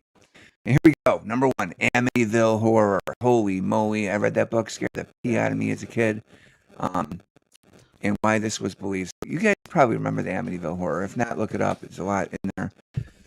This was an extremely detailed and terrifying case. And the claims were also very terrifying. It was backed publicly, this haunting, by Ed Warren and Lorraine Warren, who were pretty famous investigators at the time, and still are. I'd say we all know their names. Yeah, they both passed away. They both have passed away into the new... Man, if you could only get a hold of them now, we could find out so much truth. Well, because they're passed on. You know, what better source? It's debatable. Anyway, so this is a big, terrifying case. It involved all sorts of poltergeisty activities. But what unraveled it? Like, what went wrong here? Contradictory timelines and physical impossibilities that were occurring in the case. A lawyer involved later suggested parts of the stories were fabricated. No. Oh, Cat Ball, you set that off. You set that off. Yep. Okay. No independent investigators could verify any of the phenomena that were going on. Again, rumor, and the people that said it. So no real, actual, objective evidence. And it was often considered the gold standard of a commercialized hoax. What do you mean by that? Whoa! Did you hear that? Yeah, the REM pod went off again. Amityville Horror, was it real? They like this story. If the Amityville Horror happened, can you set the REM pod off? I may have to go move the camera, which would be really unfortunate. We might want to move that somewhere where they can see it. Okay. We have to turn our phones on airplane mode, though. Yeah. All right. Which will be fine. Well, we know I'll this move is it working. if it goes off. Oh, here. Well, no, I'm gonna turn. No, it's gonna be too close. We have to turn their phones off, which I'm okay with. Okay, I can. Okay. Airplane mode's all right. Well, off. You're teaching. It's the same way if you turn it off. I mean, you're not gonna get anything through there anyways. If I put on airplane mode, we're fine. Well, I mean, why not just turn it off? You're not gonna get anything through it anyways. No, because I don't even know why. Just turn it off. Why are you making sense, Stephanie? Phones off. Because I do Here we go. If it don't make dollars, it don't make sense. All right. I might as well put it over here. All right. Phones are off. Yeah. Collect the phones. This REM pod doesn't go off very often. It's not easy to set off. But, so yeah, it's twice now. We can't have it close to anything with the phone. I'm going. The phones are off and on the bar. Right now, as I move this, we're going to know if anything's setting it off like me. All right, so here we go. Can you see it? I'll try to put it here. Yeah, I can look with that. It worked. Oh, okay. Look at that. And I'm going to try and make sure you can see it. Okay. All right. We can just move out of the way if necessary. So if the Amityville Horror was baloney and it was all made up, and there's a spirit here to tell us this, can you set off the REM pod now? Or take your time. Or take your time? Yeah. If it goes off again in the next 5 minutes, we're going to just assume that you're telling us the Amityville Horror was like all There's fake. a little bit of delay. All right. Yeah, because it's probably a lot to summon up the energy to set that off, to be honest. All right, so you move on to the Fox Sisters. Yes. All right, so full disclosure, I am a spiritualist, actually part of the church, so I'm registered. So I got to say that because we're going to talk about some spiritualist stuff. Fox Sisters. So they were people who basically started spiritualism, not necessarily intentionally, but they were like table knocking and reportedly talking to ghosts and things like that. And why it mattered, it actually sparked the entire spiritualism movement in the USA. Very true. And little known fact, there was a time in our population where 1 out of 3 people were actually spiritualists. That's a huge number. Okay, what exposed the Fox Sisters, Stephanie? Let's find out. The sisters later admitted that they produced the spirit knocks themselves using joints. Are you talking about their toes? Joints? Or hidden techniques? Using joints or knees or like ankles or toes, yeah. Because remember I was talking about yesterday the controversy with Jason Hawes' daughter. Oh yeah. Where she has like her and her boyfriend and they do this knocking technique where they ask a question and they I'm gonna sneeze. No, excuse me. Where they do this technique where they ask questions and then they get these knocks. And they'll do like the alphabet. They'll say the alphabet and they'll knock when they want them to stop and they'll spell words out. But it's like so on point every single time. It just seems. But then they I don't know if they somebody challenged them to do it with the shoes off because they thought they were doing that with their feet, like their bones, they could pop them. And ew, I don't like feet. Like that's just disturbing to me. But whatever. I mean, I'm not here to judge. I don't know. But man, if you're gonna like really put one over on people, being creative about it is probably important because we're not Well, gonna catch it if it's like real yeah, but creative. that just puts the paranormal field so far back, and it's. I mean, I just. I mean, we get a lot of really good stuff, but for that to be that exact every time, It never really is it? Like it's repeatable to it's just some so extent, hard but to. I don't know. I That's why you mean, gotta be there, man. Be there with us when we go live. Like see it all happen as it well, I'm unravels. talking about them. I know I'm Like, talking about us. that's just hard to believe. I know we're on separate things, but it's okay. Yeah. So, anyways, the Fox sisters spiritualism. So they were doing things to like be a little bit naughty, and the truth value, as we discussed before, plummeted, which is sad. Oh, thank you, Maddie. Said bless you. Aw. Thanks, Maddie. All right, now my favorite bad one, the Cottingley fairies. Oh God. Our little Wait. Before we go on to crayon-drawn the fairies, with sticks. before we go on the fairies. Oh man. Okay. So the Fox sisters are super important because it's starting the spiritual movement. But the thing that they like made up the whole entire shit, that was bad. I don't know if they admitted the whole entire shit. No, did they admitted it. Yes, I mean, some of the stuff maybe. they said they excused that was all they had was the spirit knocks. So they're at a table. Well, they had table tipping and trumpet blowing and stuff. Yeah, but it was all a farce. Oh. Which is like really shitty for them to do. But I mean, it sparked a whole movement. So I guess if you're gonna do something shitty and you spark a whole movement, you got something out of it. I don't know. I think I'm misremembering that myself. Oh yeah, no, Or I should maybe have gone a little bit more into it. But I mean, we got so much more. You know, I mean, we could Well, do. there is Lily Dale, and they've got a whole entire library about this stuff. We could do some more research. To get Well, I back mean, to it. I know it, but I could like get it like in like like we can talk about it in like a segment on the next podcast. I want to talk about the fairies. Go That's ahead, my it's all favorite. you. Okay, so that book I was telling you about, where I saw that picture of the ghost that was really convincing. Well, you flip a few pages and there's the fairies, and I'm like, dude, that's so like fake. Like even back then, this is pretty bad to me. But it seemed like a girl had hand drawn some fairies and like put on popsicle sticks, glued them on there, and stuck them in the bushes and like took photos of them. And all these people thought that was real. You know, like those flip books where you flip it and like the things move. Mm-hmm. Yeah, That's what I think of when I hear. Yeah, it's just they didn't look that Wow. real. Can we call No up a way. picture of that? No, we can't because the phones are off. Yeah, But I'm sorry. if you guys want a little bit of a giggle, the Cottingley fairy photos might be something you want to check out. Because actually people did believe it, and I guess if you really kind of suspended your self belief a bit in judgment, if you're properly drunk, you might believe that they were real. Yeah. But I mean, I just don't. I just If never you're really did. looking for far reach. Yeah, but people, that's cool. I mean, they're cool pictures either way.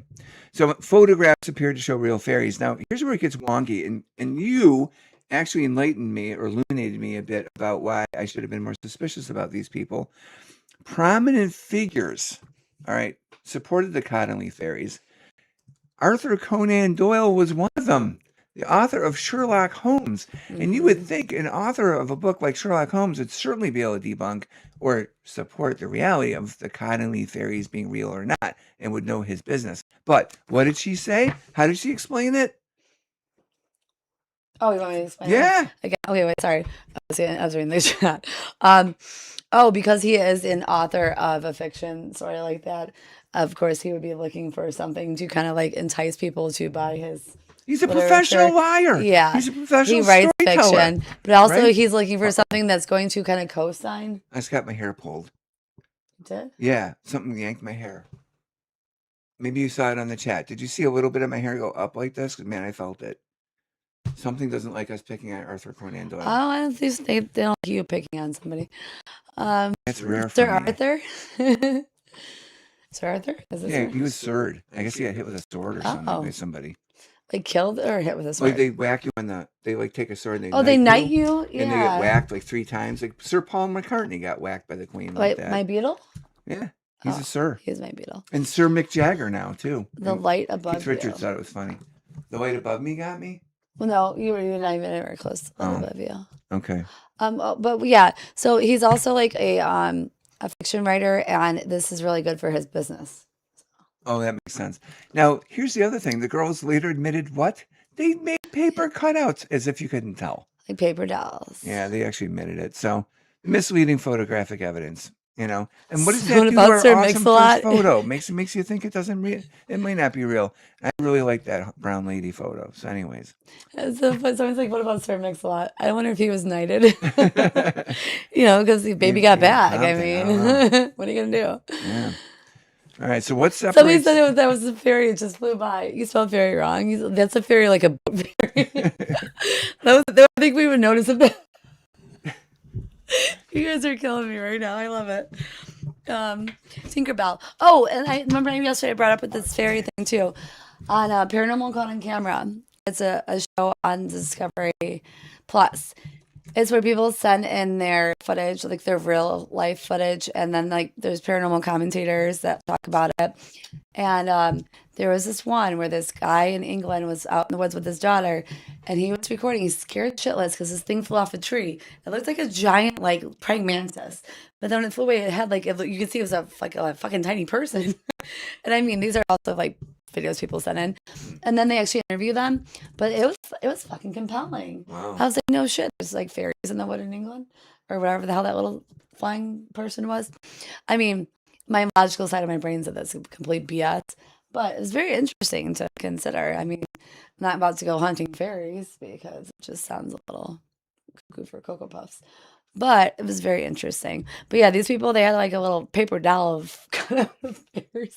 They weren't trying. fairies. They, you know what? Like this is like a perfect example of not trying too hard, but you struck gold somehow. Mm-hmm. You know, they're like, no way, that shit worked.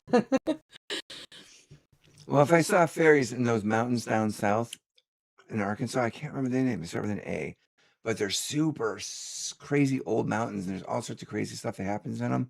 I might believe it a little bit more because True. you know there's all sorts of weird I like stuff that happens there. Pool table Do you remember what podcast. those mountains are called? I forget. Wait, what mountains? The one down south, and they're like all sorts of weird stuff, like Bigfoot's in there supposedly, like crazy things like Rake Man, and you always have to shut your curtains at night because things can try and like scare you from the window. Oh, it's kind of hard to choose just one mountain for that. I don't know, it's a whole mountain range. I don't know. I can't remember the name. Like of where it. the skinwalkers are supposed to be? Yeah, but they're like down south from us. Like they're like Adirondacks. like Arkansas and like down south. Anybody know what he's talking Old about? mountain range. It's like super old. They're older, like dinosaur old, you know. So old dinosaurs could be living in there. Somebody asked, "What is cave the systems. device with the red light on their back?" And you like This one. the REM pod? Let me show you what it does. Whoa. It emits its own electromagnetic field around the antenna. So when something breaks that field, it goes off. And that's happened twice tonight. So we know there's something in the basement with us. Because look at how hard this is to do. Oh, we already know something down here, or lots of some things. There you go.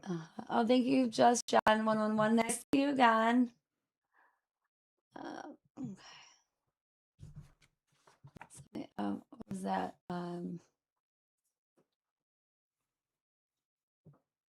Who's oh, Ron. Thank you, James K, for subscribing. Who's Ron Hubbard? Do you know? Ron Hubbard. Hubbard. L. Ron Hubbard. He's the one who wrote Dianetics. He's a big author. Diuretics? Dianetics. Oh. He's actually the one that That's started diuretics. indirectly the religion, the Scientology religion. So Meg just said that. L. Ron. L. Ron Hubbard. Yeah. Did He you bring? started Scientology and Oh, not necessarily on yeah. purpose. Don't even get me started on that. You know, before he died, he said it was made up, but people jumped on that. Now it's Yeah, fact, they so, jumped on it on that freaking crazy train. people, you know. Well, he was always my favorite. That is so funny. Dude, we should make a little fairy out of crayons and like a popsicle stick and like just randomly have one of our people put it in front of the camera during our podcast and see if people think it's real. Because I bet you they'll say Like, no. Yeah, no. Just a random one fly in front of us, you know. That's You not as know, bad you as know. somebody saying that was a fairy. You That's know. Okay. So what separates convincing from debunked, Steffi? All right, I guess that's my cue here. Yeah. So, yeah, what separates convincing from debunked? Across all of these, a few patterns emerge. Evidence quality. Convincing cases have multiple witnesses, recordings, long duration. Obviously, three important factors. Debunked cases, contradictions, stage elements, or confessions. nothing's really gonna squash a case, but more than confessing that it's bullshit. Yeah, right. I mean, just saying. Stage elements, contradictions. Yeah, you gotta. I mean, you don't make shit up in the first place. Like, please, if any paranormal YouTubers watching that really like grind my gears with the shit that they try to pull, don't do it. Like, this is, I mean, people try to get clout or fame off of this and stage things or like everything's a demon. I can't stand that shit. Like, we're on to something here. So let's keep it real. Let's keep it real. Mothman's supposed to I'd have have no an evidence and take Appalachian evidence. Mountains. Appalachians, that's it. The Okay, Appalachian Mothman, Mountains. yeah. I saw like a really convincing shit, what's that show? I just that used to be Paranormal Unsolved Activity. Mysteries. Unsolved Mysteries. Yes, they came back, and I'm so happy. Except without what's his Leonard dude's name? Nimoy. Yeah, great voice. He should have, right. is he dead? Spock died, yeah. Damn it! He died to radiation poisoning or something. Like long term or like No, in the instantaneous? TV show, the Star Trek movies. Oh no. In real life, he did die of, I think, old age. I don't know. That COPD makes or something. That's I think pulmonary. it's COPD, like Okay. the breathing thing. Yeah, no, I said that's Pulmonary? well, it's that's what the P stands for in it. It's a Oh, lung really? thing. Yeah. I didn't know. Oh, pulmonary. I means used to lung. know that. Yeah. I always thought it meant heart. But anyways, there was a really, really convincing. It's on one of the newer seasons of Unsolved Mysteries about the Mothman and the sightings, and I was like, oh shit. Wow. I mean, I'm just super jealous of people. Super jealous of people that get to see this stuff. And I thought Mothman like warned you of pending disasters, or Well, maybe there was caused them. because there was that bridge collapse, and people Yeah. say they saw that before Whoa. that. I thought I saw that do weird things. It's a you guys. This It's a is champagne? champagne. I thought the lights got weird. I don't know. If you guys in the chat see anything going back on back there, please tell us, because we can't see it. Yeah. But okay, Leonard Nimoy was a beast, man. He was so Oh good. yeah, somebody actually the man D6Y Mothman went from VA to Ohio Valley and actually collapsed a bridge on the Ohio River. That's what I was talking about, the bridge collapse. The bridge collapse. That was crazy. I don't know, man. There's so much stuff. Yeah, in those right. mountains. Using fishing line to slam doors is YouTube classic. It's so cringy and it's so annoying. Mhm. Well, right now we're drinking champagne thanks to Mike Miller. And he Mike did a Miller. champagne pop. Cheers to you again, Mike Miller. A true brother. Thank you. He has joined our crusade. Grimaldus and Armageddon. Okay. Anyways, I'm 40K'ing off here. Moving on. So, repeatability, which is my biggest thing there. Repeatability. No paranormal cases ever produced repeatability results under controlled conditions that they know of. That was publicized. That was they like know a of. big, yeah. That's true. We have. There's a major sticking point scientifically. We've had repeatable cat balls going off. Repeatability is important to me for like doing anything. Like you want to set up like the same conditions, the same location, like and you want to see if you can get the same outcome. And when you do, I mean, you're onto something. It's pretty awesome. Human factors. I just want to say something Yeah. about that. I think there's a little issue with the repeatability because spirits, to me, and this is what I've seen over my years of being alive, studying this, they don't seem to have long-term stability as far as power goes. They seem to be able to do stuff for like a little bit of time and they fade out and it seems like they lose power and they just go. So having a repeated experiment with something is not easy, I think. Do you think I'm right about this? Well, or I am mean, wrong? maybe not at the same time, like the same, but we can go back, like when we go back to these locations and you try the same process, like this, and then, Like a month later or something, so they charge back well, up? maybe not a month. I don't know how long it takes to do that. But if you you hear the same voice or you talk to the same person or you have the same like things light up, the same experiences, I mean, that's part of the scientific method. So it is important to do. And even maybe not just one secluded like experiment, but just doing the same things over again and having like the same results from it, and showing that like that will happen when this like X happens when Y happens, kind of thing. Yeah. It's really cool. And, there's always something new around the horizon of studying this stuff. And I can't wait to see what else we come up with because we're getting good at technology. These spirit boxes, man, if I would have had those in the 1980s, it would have been amazing. Who knows what's next? I wouldn't have been able to use them in the We were turning on old TVs to like white static noise to try to get stuff coming through. I'm so jealous That's you how got to bad it live was through back the then. 80s. Like, it was a good time, wasn't it? It was fucking terrifying. The 80s were To be honest, terrifying? we were blind men leading blind men and women. Like I was using a Rambo parabolic ear to like scan for like Wait, you were frequencies to see if there are investigating ghosts. the 80s? Yes. Holy shit. We had a Rambo parabolic ear that could pick up spirits because I don't know how the thing worked, but wherever that nasty ass thing that was in my room when I was a kid was, we'd point it and you could hear it, and the dogs would be looking in the same spot, and that thing worked. And we would have stuff like a tape recorder with those little tapes that you I have micro cassette recorders. micro cassette recorders. I mean, that's the stuff we were The old using school to try stuff, to like get the evidence. styrofoam cups and the balls or something. They say electricity. I never even knew about that back Um, I didn't learn about it back then because I was alive, but then. Cups and balls. I learned about it in my past life. No, when I went to Wildwood, I think it was, they had like, so there's something, or the balloons with static, like electricity. Like when you rub your head, and you put it Yeah, on the wall. but there's something you do with styrofoam balls, and you can actually get it to like kind of ping pong balls and a styrofoam cup. I don't know. It's Do two they girls, bounce one around cup. or something? No, like it kind of hovers over it, and then you get them to knock it off. Oh, that makes sense. It doesn't have a Yeah, lot of like push to do it. Yeah, that's cool. yeah. But anyways, man, it was a freaking wild west back in the 80s trying to get to know what was going on in homes. And because mine was so freaking active, we had plenty of stuff that we could try to catch if we could only catch it, you know? But then again, also because it was like a big, huge religious satanic panic back then, no one would help you. Like, so stuff would be going down in my house, and like we were isolated and by ourselves trying to be creative to figure out what to do to get evidence. And one time we had such a scary voice on one of our cassettes, it was almost paralyzingly frightening to listen to it. And we were playing it for people, and they would just climb up and they wouldn't want to talk to us anymore. It was that scary that what came over the tape that we caught. I mean, So EVPs are my favorite crazy. thing in this entire universe. It's the first things I got. It's my favorite ever. Or hearing them, without the recorder. It's fun too. But Yeah. those are my favorite type of evidence. I love them so much. I mean, when you have a room with like nobody in it but yourself, and then you have a voice, how would you explain that? Not like a whisper or like something that sounds like a shuffle, like an actual voice saying actual words, like undoubtable, Mhm. undeniable. Like, how do you explain that any other way? Yeah, how would you? You can't. I You mean, it's can't. got to be It's my real. favorite evidence ever. It's a really, really good time. Hold on, I had another thought. Light flashing behind you. I thought that flashed. That's what I was talking about. And it Oh, should maybe be it's not. flashing, but I thought I saw it flash. Usually Which is it would make noise usually when it flashes. weird. No, if humans What touched were you it. just talking about before this? I wanted to I was talking about old 1980s evidence gathering materials and like lack Oh, of. that's what I wanted to say.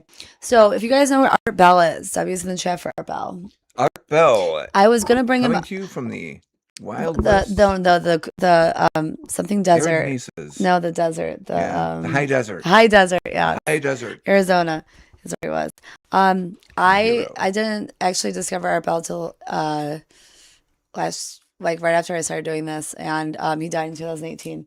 And I was so disappointed because I would have loved to have been on his show. I would have loved it too. Oh my I gosh, listened to it I've listened religiously. to literally everything that he's done when it comes. So he did Coast to Coast, and then he turned to Ghost, and he was really, really fascinated with the paranormal and the ghost stuff. And he had this team on, and I don't know if they're still around. I'd love to talk to them too. That Brendan and that what was the lady's name? I can't remember, but they had him on, and they would do play their micro cassette recorder like AVPs, and then they were on so long on his show that they went to digital.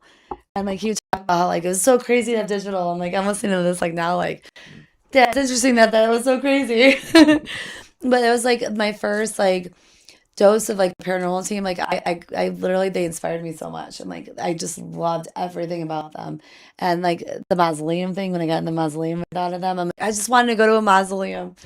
And it was like they're like, if you guys have a chance to listen to Art Bell, the Ghost to Ghost, or he do like with the paranormal team. I can't remember their names. It was Brendan and a woman, and then eventually there was like a couple more people on there. Yeah, I wonder why I don't remember that part. It's weird. Oh, I've listened to every single one. I could show you like on Spotify. They're on Spotify, and I'm sure good. like YouTube. But like Art Bell was amazing balls.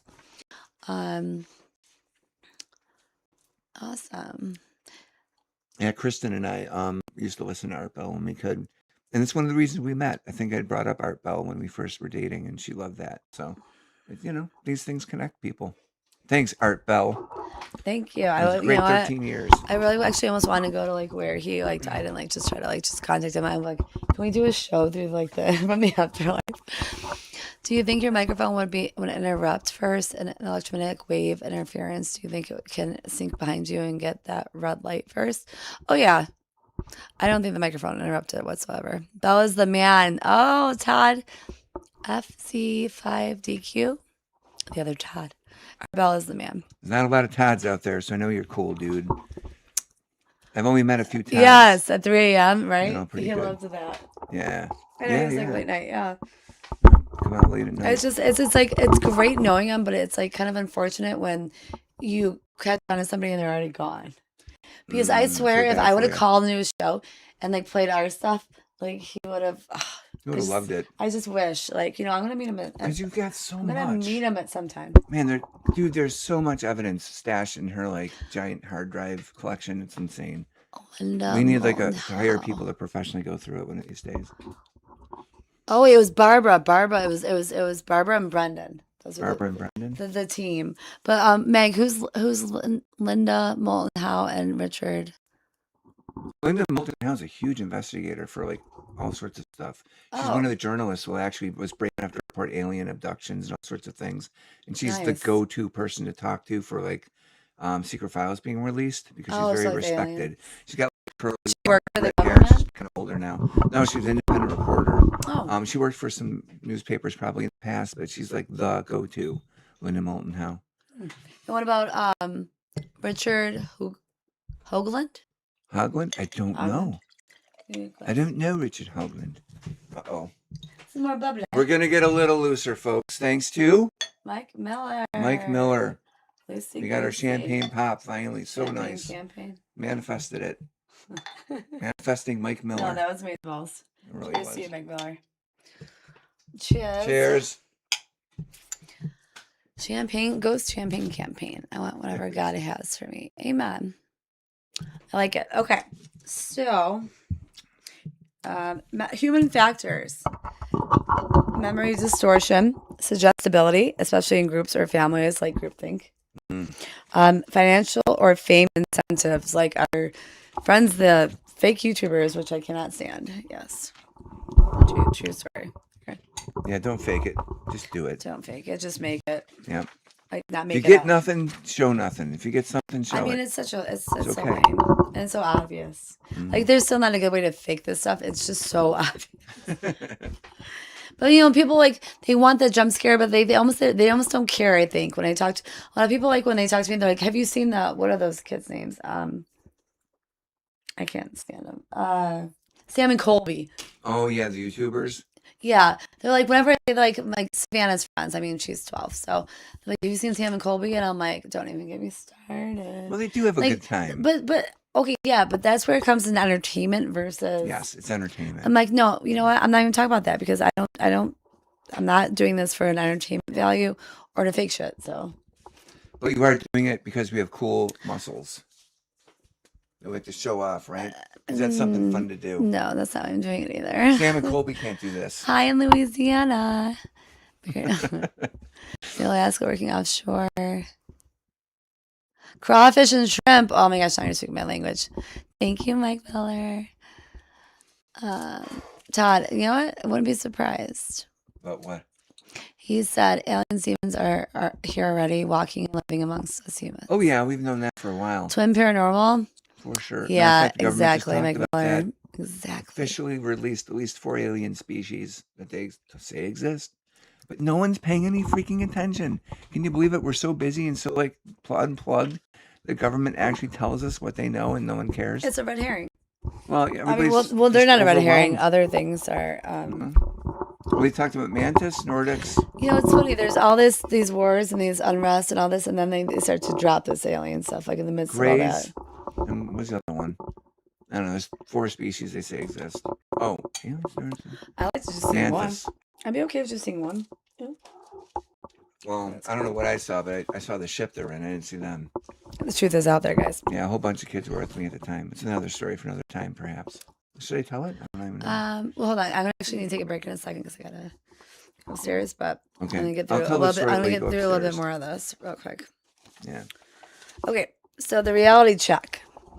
Everybody needs a reality check, guys. The best paranormal evidence tends to break down under controlled testing, relies heavily on interpretation, and even the debunked cases often contain small elements that remain unexplained.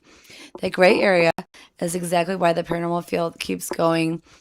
There's just enough ambiguity to sustain belief, but not enough proof to settle it. And this is where I have a little bit of a how do I say this? Like, I call a little bit of bullshit with this because I mean, like logically, legitimately, like they don't have like proof. But what is proof? Like, what is going to classify as proof? They've had like news reporters go on these shows that see it firsthand. They've had people send things in, but there's always going to be people that are like, this is not real, whether it's religious reasons, whether it's like their own like fear, whether it's they just don't like believe in anything. Their mind is not like Yes. open to it. So I got a story about this. it's just Seriously good one. really, really hard to like say there's actual All right. proof. If the government says there's 4 alien species that exist and no one wants to deal with this, it could be denial. Doing this. And here's an actual thing. I want to talk about believability. No matter what someone tells you, even if it's true, if your brain can't handle it, it's going to deal with it in a way like to push it out. Example. In the Hawaiian Islands, when the sailors, I don't know if they're Spanish or English, I can't remember. No, English, I remember now. Showed up at the Hawaiian Islands in their ships. The ships that they sailed on, literally, were so far outside the ability of the Hawaiian people to understand were real, they couldn't see them. Like they legitimately couldn't see the ships that the English sailors had arrived on the islands with. When they showed up on the island and they could talk to the English people, it was still days before they could actually see the ships that were anchored within sight. No problem. They couldn't figure it out. It wasn't in their, what's the word, paradigm, okay? A shaman from the Hawaiian tribe, did a meditation for like a while. And when he started to see it and it popped into his reality, it started to feed through the other Hawaiian people that lived in the island. They could start to see the ships. That's maybe kind of what we're going through right now in general. Like, if it isn't in our common accepted reality, no matter what you tell people is real, they can't and won't accept it. So does that mean it's not true? If it can't penetrate into somebody's acceptable paradigms, yeah, it's not true. They can resist it. And I think that's kind of where we're kind of flying right now with some of this stuff. Now, full disclosure, I'm much more of a Mulder than a Scully. That's an X-Files reference. She's more of a Scully, I'm more of a Mulder. Because I've been through so much stuff in my life, I've seen so many things, and I've gotten so many experiences that I lived through, I'm much more apt to just jump to a conclusion that something that we're experiencing is real. Straight up, I'll tell you the truth on that. She's always doubting it more than me, and that's important because you always have to doubt what it is you're experiencing to test its scientific viability. All right? I'm not so good at that. I just like to play. That said, I'm going to segue in this whole alien thing. When I was a kid, in 6th grade, I remember this pretty specifically, living on Cumberland Lane in Hamburg, New York, right by the radio towers in Ramsey Village. I was outside at dusk playing with hide and go seek with 8 other kids, my brother included. And we were running around. And we started to hear this weird humming noise. It was like, and I remember it sounded like this.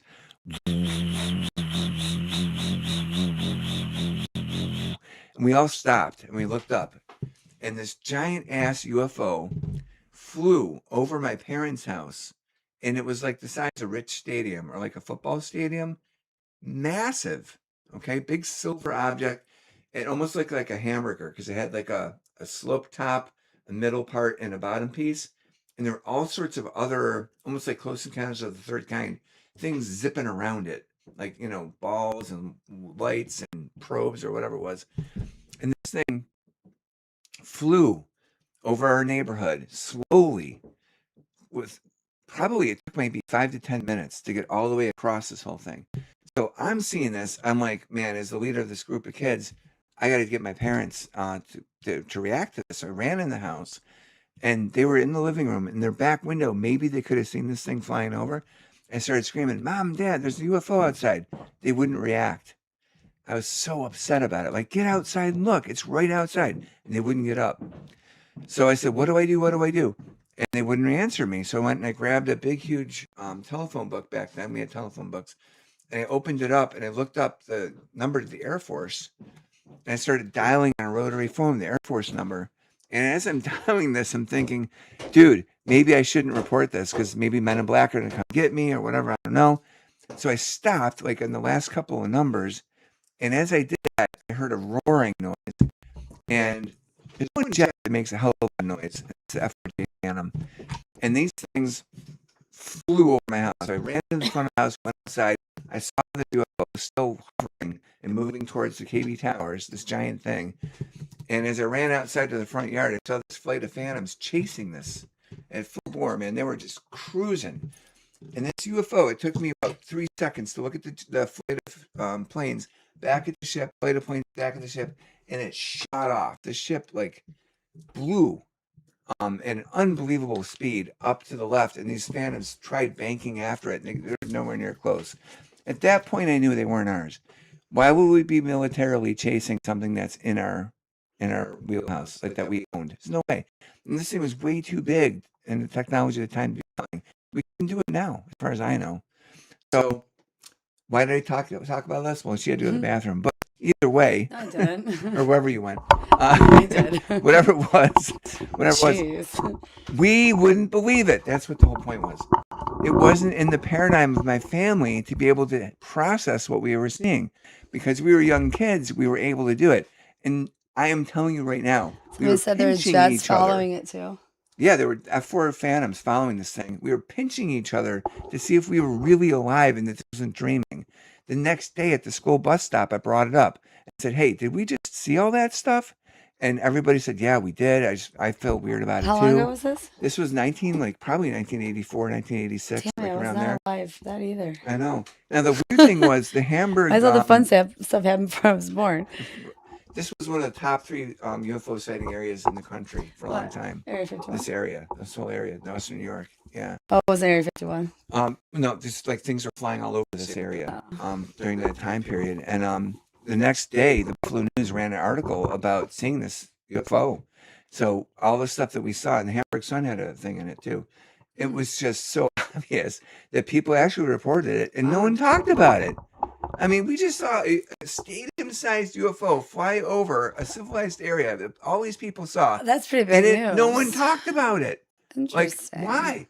It's the same thing. It's too far outside our scope. Just like the Hawaiians couldn't see the ships that were out there until they accepted the reality they could be. We're not maybe able to see all the things that are around us because we're not ready to accept it. Maybe that's where we're at right now. I think we're getting closer to that. So anyway. Thank you, Mr. Supplements UK. And let's see. I'm gonna piggyback on the comment from. Oh, very nice outfit. Okay, we're gonna be reading the chat out. Yeah, they like your outfit. Yeah, I'm trying to read and see what. Mm-hmm. Yeah, it was going on for a while. I can't read it anyway from here. Yeah. My name's Steffi, and this is Todd. Welcome, guys.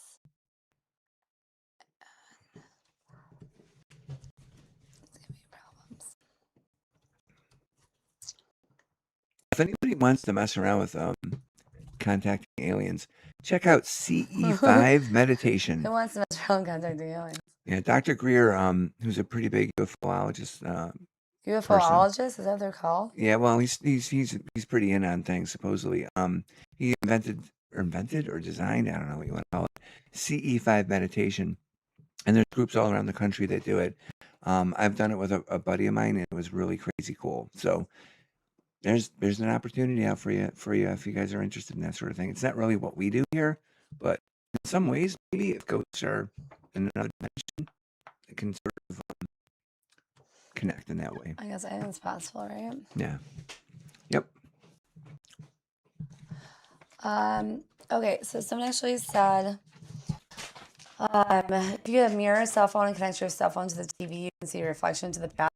Is that like the same thing as like putting like two TVs next to each other and like creating like a portal or something, or creating some kind of I don't know. I know mirrors. like some kind of loop? supposedly do that. No, you've never seen that with the TVs? No, I never have. It's like you run like this loop. Huh. I'll have to look that up. Yeah, that'd be cool. I think that's what they're I've never heard talking that. about. But this is why it's nice to talk Just to everybody, cool. because you get to always new I know, ideas. I'm loving and this. I just would love to be able to scroll up. Yeah. I don't know what's going on here with this. Look. Like, it's always a fun problem when we do this. Like, I cannot scroll up. Something new. I can't believe you Like, can't scroll up. I just can't. Can you put the cursor on that little like No, bar just thing look. and just like press No, down on I'm the thing like, and pull it up? Nope. Look, Wow. even like, no. Maybe there's a reason. Yeah, it wants to do the fuck off. Yeah. Yeah, I can't with this right now. I've got Oh, wait, hags, there's a so- bar. Okay, hold on. You did it. Victory to Stephanie.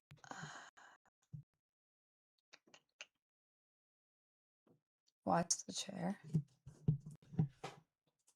Yeah, I'm a molder because I've experienced He things. saw the man. whole time something in reality you I'm can a see and believer. experience a bit different. Jupiter 452. I like it.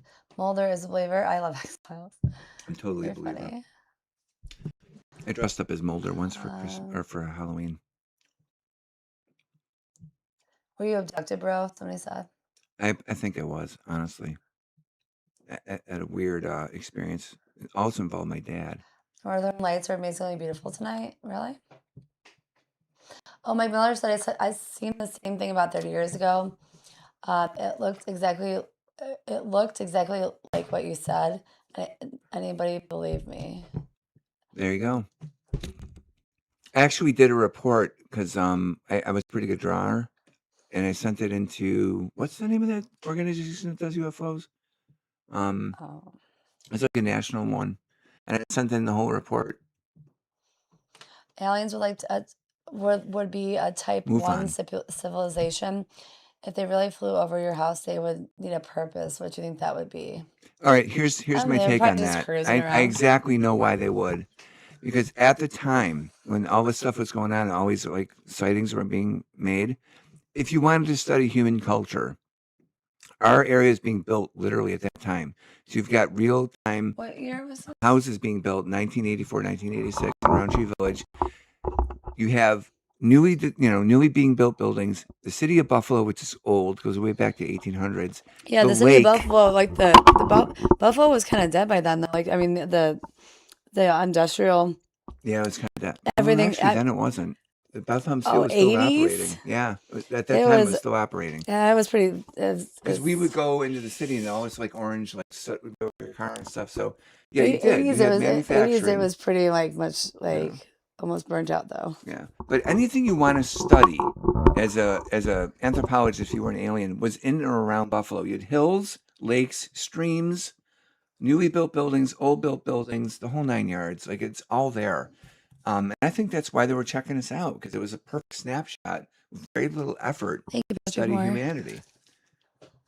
Well, what happened with your dad, Todd? Meg said. Okay, so wait, is this what I got to hear? Here we go. Yeah, and he didn't remember when we called him, but aliens are in the ocean. I've heard about that. That they're because there's like so much ocean, like down. Like we can't go. We can't go because of the pressure. Mm-hmm. There's some shit down there. I'm telling you, that's for sure. Well, I had obviously a lot of experiences growing up at my house. Most of them weren't fun. But one night I woke up early. Maybe it was like 2:00 in the morning. I don't know. But there was a super bright light coming through my window. It was like blindingly bright. Like someone had parked their car outside my window on the second floor of my house and hit the brights, but even brighter. And I remember going, "Oh my God, I can't even look at that." And as I looked at it, the window came out, like popped out of its housing and started floating towards me. I'm like, "What the fuck?" So I start screaming for my dad. I'm like, "Dad, Dad!" something's not right. There's like a bright light in my room. Come here, hurry, hurry, hurry. And I remember him coming in and opening my door. It's like, shut up, you little looking up to shitbag. my No, I'm left. just kidding. Well, I mean, I look up to my left and I see his face looking at my window with like a look of, what the hell? And that's it. Like, that's all I remember. Like, everything went black. I woke up the next morning super tired. I had like cuts in my arms that were triangular. I had like circular burns on my arms, all sorts of weird shit. And I was exhausted. And I was in bed the opposite way that I go to sleep. So my head was at where my feet would be, you know. And it was just so fucked up. That's happening, but And I had this really. impression to not talk about it. Like, it was like a hypnotically implanted idea. Do not talk about this. So I wandered downstairs. My hair was probably fried out like Naruto. And I was probably stumbling down to get cereal. And I sat down at the table. That's my most no more champagne for Todd. I love it. These are all stories I've told her before. And like, I started eating my corn pops or whatever. And I'm like, fucked up. I'm just like totally like, I had gone on a universal experience and did no idea what was going on. And I'm trying to just, in a state of, what's the word? Like stunned state. Shock? I'm trying to just eat cereal. And my dad comes down and he looks the same way I do. His hair is all fried out and he's got like a trauma eye set. And he walks up to me and I look at him and I go, don't talk about it. He's like, yeah, don't talk about it. Can I tell the best part of this story? Away. Yeah, go ahead. The best part of this story is he told me this, right? And he's like, you don't believe me. I'm like, can we call your dad and ask him? Just because I don't believe him. I just love to hear, because I'm like, holy shitballs, if this is like what happened. And I know it's you think it happened, but how old are you? I probably was like 10 or 11. Kids have a wild imagination. So I just wanted to hear Dad's take on this, right? So we called Dad. And Dad was like, nope, I have no fucking idea what you're talking about, basically. He didn't He's like, I don't remember any of this. There were points in my life, like when I went to college and I'd come back and I brought this up and he remembered exactly what I was talking about. So I was super pissed that when we called him, he claimed you tried he didn't all remember. of you tried to So mad. give him cues and everything. He just had no idea what you were talking All right, about. now listen, Stephanie has promised me to go. Right. If I ever go to a hypnotic person that can take me I would back love to go to like a past life regression type thing. to this event, See, though, okay, so we didn't think that we could be hypnotized. I know that my mind is blocked about what happened to me. I know there's been a hypnotic my thing is like the things that happen in my life, like my current existence. If I regress them, I prefer not for them to come back, because I'm sure it wasn't no alien abduction. It was just probably some bullshit with some bad situations I got myself in. But we didn't think that I don't think I could be hypnotized. Like, it just seems like I have a very strong mind. So like, we were bored that day and we decided to try to hypnotize ourselves with the TV. It was awesome. You guys, I recommend doing this, but just don't be dizzy or nauseous beforehand. Like, make sure you don't eat right before. If you actually like look up on YouTube, like hypnotists, they'll try to hypnotize you through the TV, and you find those ones with the colors, and they're like, watch this pattern, stare at this, and they'll tell you when not to, and then you look around, it's like you're literally like on acid. It's freaking crazy. And the second one lasted for like a minute and a half, and I was like, holy. Make balls. it stop. I know, so I said, I want this cry, make it stop, because it's so trippy. But I'm not like, this can't be good for your eyesight or like your equilibrium. It really gets you. But we did not get actually hypnotized. And I remember Savannah came out and she's like, what the hell are you guys doing? Because we're like all sitting on the couch like this. Like, I'm like, we're being hypnotized. So when I started laughing, it's like when you're trying not to laugh in church when you're younger, but then you can't stop laughing. It was a good time. It was a good time. Omega is something trauma eyes set. Trauma eyes. Yeah, I mean, like, I know I was traumatized, man. What they did to me, who knows? Who the fuck knows? Oh, but you're given really the spiritual feel I was gift of up there. Qigong. Didn't you talk about that before? Yeah, I have. Now, there's another thing about this I want to bring up. That's Osborne. So Whitley Strieber wrote a book called Communion. And when I read that, I resonated with what was in there. And then a movie came out called Fire in the Sky, and it re-traumatized me. The stuff I saw in that movie made me remember, or think I was remembering what happened to me on that ship, or whatever the fuck happened to me. I was like really upset for days. Later I'm on, gonna be that's what really I'm upset bringing for up. days that I wasn't on a ship. Well, I think I was, but It's it was only for the night. Yeah, Now- the aliens would love me if they abducted me. I don't know why they haven't yet. Now, when I read the They'd be like, Whitley she's a good Strieber fucking book, time. I remembered what was said, and like I went into the bathroom one day after school. Remember I told you this story, and I felt something like making me sneeze. Oh, that ping pong ball. That came out of Fucking it? A, dude. So I get in the bathroom, and I sneeze out this fucking little BB ball. It's like silver. Kids stick It all was kinds up of in my shit up their nose. nose. I mean, And like I'm holding it in my hand. Like I'm like, what the fuck is this? Like I You know sneezed out, what? it bounced on the table. I'm and I grabbed disappointed it. because I asked him, I'm Hold on, like, do you I still told- have it? No, here's what I'm happened. disappointed. So I'm holding it. I'm like, Dad, I just sneezed the BB out my nose. And he comes running in. And I think it was implanted by the aliens because he comes running in. And as we're watching it on my palm, this silver ball starts to smoke. And it literally evaporates. Oh, that's right. It poofed. In the very front, as we're looking at it, it fucking evaporates into nothing. And we're both like, what the hell was that? Now, when I read the Whitley And your Strieber dad didn't book, remember that either. they talk about that. They talk about it in the books about how people have these things in their bodies, and when they take them out, they're temperature sensitive. And when the temperature changes, they just vaporate. I want to know happened. why they were so clumsy that day that they actually put it somewhere that would come out. Well, here's the other thing. When I had my W's in the CAT chat. scans Wait, done- L's in the chat for the aliens that put the thing in Todd's notes. When I had my CAT scans done, when I had Burkitt's and Hodgkin's lymphoma, of course. Now here's the other thing: why the fuck did I get cancer at like my age at 14? Because I was the only case in New York State, Anybody, though, you know. and why was I getting this? I think it had something to do with the abductions. But when they scanned my head, they found a capsule or something up in my nose that they said was in an inoperable area, and they were interviewing me about how the hell that could have got there. I said, look. I've never, to my knowledge, ever stuck anything up my nose. He was trying to do drugs as a kid and he did them wrong. You know, I did. But the weird thing is, it was stuck in a place it shouldn't be able to be, even if I jammed it up my nose. And the doctors were freaking confused. So I tried to get the records back like a year or two later to see what was going on because I wanted to know more about this. And they wouldn't give them to me. And then they claimed they were gone.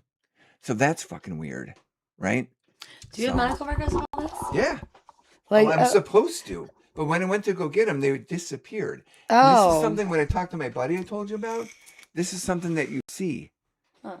Where medical records disappear about things like this. So I don't know. It's just weird. We may know more soon because all this stuff being released. But this is all stuff that happened to me. And to some way it does connect. They're going to to me, release your those, medical because records like the Epstein filed. Who knows? But you know what's Todd's ghosts, medical records from like an 18. what's ghosts, Wait, what's human, 1987. what's aliens? I mean, frick, who knows, right? Yeah, well. But I last mean, time I checked, ghosts don't stick, balls up your nose. no. Well, I mean, I prefer if they, I like if they, I don't care if they did it. Do whatever you want. I mean, don't stick anything anywhere else, but you know. It's whatever. It's whatever. But man, that's my life. It's been crazy. And I'm glad to share it with all of you because it's been. I just wish one your hell of a dad ride. remembered. If I ask him tonight, maybe he would.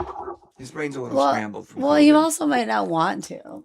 Yeah. People also, you know. Well, that's why I want to do the hypnotic regression because I if mean, you go with me to watch this, you'll see because I will allow myself to be hypnotically entranced by this person because I want to know.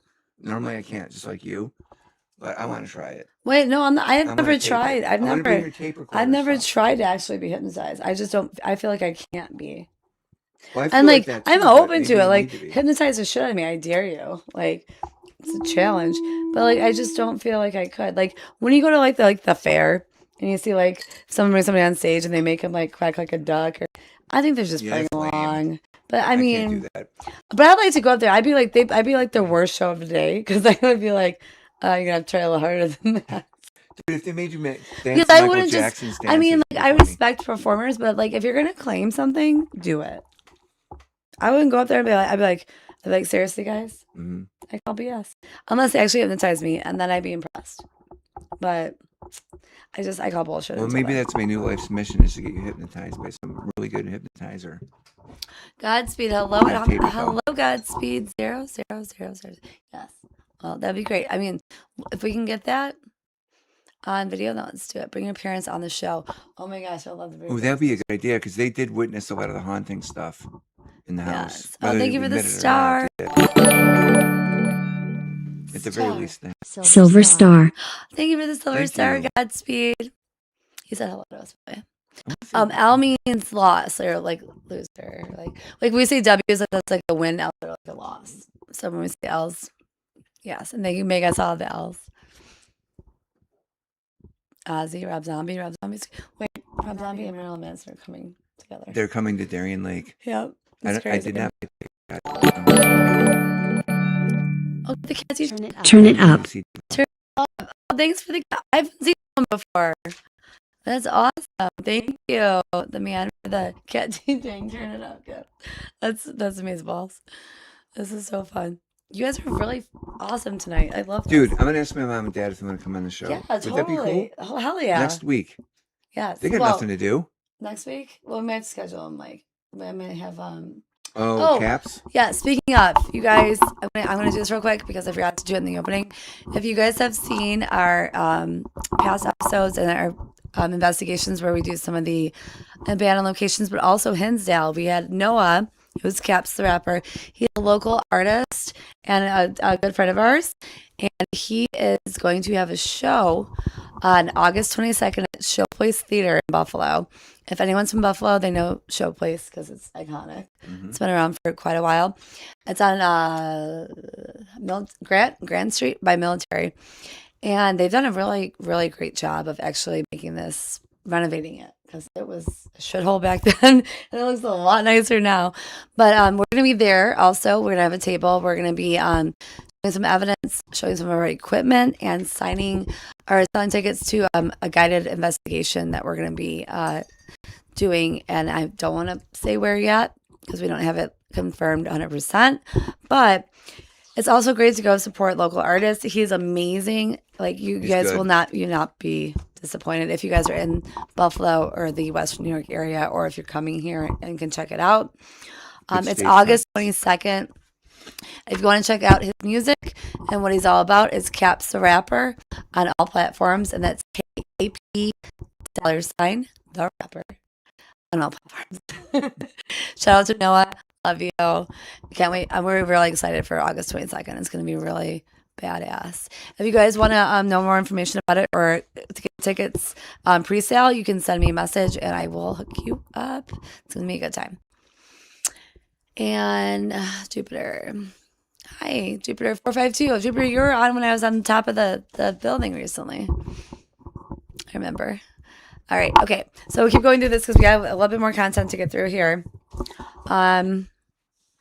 So where are we? The reality check. So when you zoom in on specific types of paranormal evidence, the interesting part isn't just what people claim, it's how these claims are tested, interpreted, and often unraveled. So we have a breakdown of the most common evidence types, how investigators analyze them, and where things typically go wrong. So good, Stephanie. Well done. Thank you. Let's read and see. So we have EVPs, my favorite electronic voice phenomenon. Woo! So what it is, audio recordings where faint voices or words, and sometimes not faint, are believed to come from spirits, often not heard in real time, but sometimes heard in real time, which would be called a disembodied voice. We've heard them. Oh, yeah. Oh, yes, we have. Yes. How is analyzed? Investigators review recordings with noise reduction and amplifications.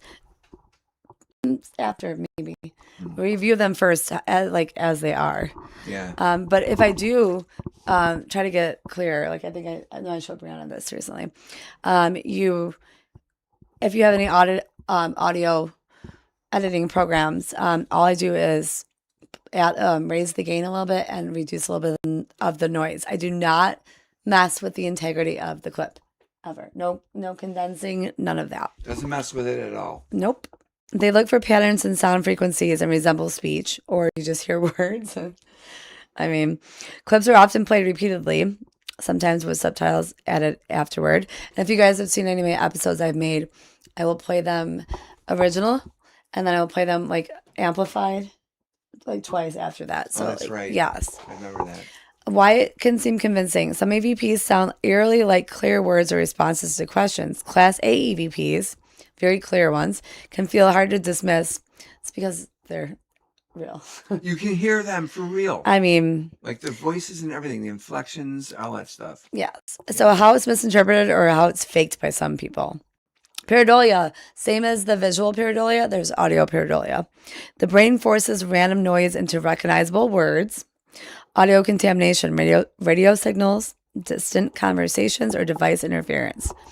This is why it's very, very important to record audio and have, radio signals isn't really, there's no radio signals when it comes to audio recorders. per se. Shouldn't be. And distant conversations. That's why you have to be aware of your surroundings. If you're investigating with a group of people, make sure they tag. If they sneeze, fart, cough, blink too hard, tag it. Or growl. If they, just randomly growl. Just as a thought, are we taping right now? Yes. And multiple. We are. We're taping with multiple machines even as we speak. Yes. It's worth noting because we can go back and listen. Exactly. Yeah, not just audio. We have video. And I mean, we have this as a live, obviously, but we have body cams actually recording as well. And so we're going to do an episode. I want to do an episode of things we've caught on podcasts. Mm-hmm. I'd also love to do an episode of viewer questions. So, like, if you guys want to send them in. Actually, yeah, this is a great time to ask you guys for this. You guys have questions for us that we didn't answer on the podcast, or that you're dying to know, or you don't feel like asking in the middle of like a conversation, send them to me, please. The best way to do so would be through Facebook, and that's at Hauntless Investigations on Facebook, through the Messenger. And I want to compile them, and we'll spend an episode talking about them and talking to you guys and answering your questions. I'd also like to do an episode where we read like the rude comments, because I've seen people do that before, and I think it's hilarious. Not like too like rude where you're like you've been like the ones with you've been timed out or kicked out, but the ones that are like just kind of still there, but they're kind of funny, but they're kind of mean at the same time. It's kind of funny. We enjoy it. Not that we want more of that, but it happens. It does, and it humbles you. It's kind of fun. Yeah, the more viewers we get, we've had thousands and thousands of them at times. The more crazy stuff happens. I mean, some of the jokes are, like they're a little bit like, "Hey, that was kind of funked up," but they're funny. They are. Like, I have a great sense of humor. I don't like to like ban anybody or be like, unless you're hateful. But some of the shit you guys say, even though it's kind of like, oh, that kind of burned a little bit, it's fucking funny. Yeah, we're open minded to be we love it. Roasted a bit. No big deal. I'm not egotistical. Exactly. You're funny. I'm a funny motherfucker. You are. Okay. You tell jokes and everything. I got jokes for days. Mm-hmm. So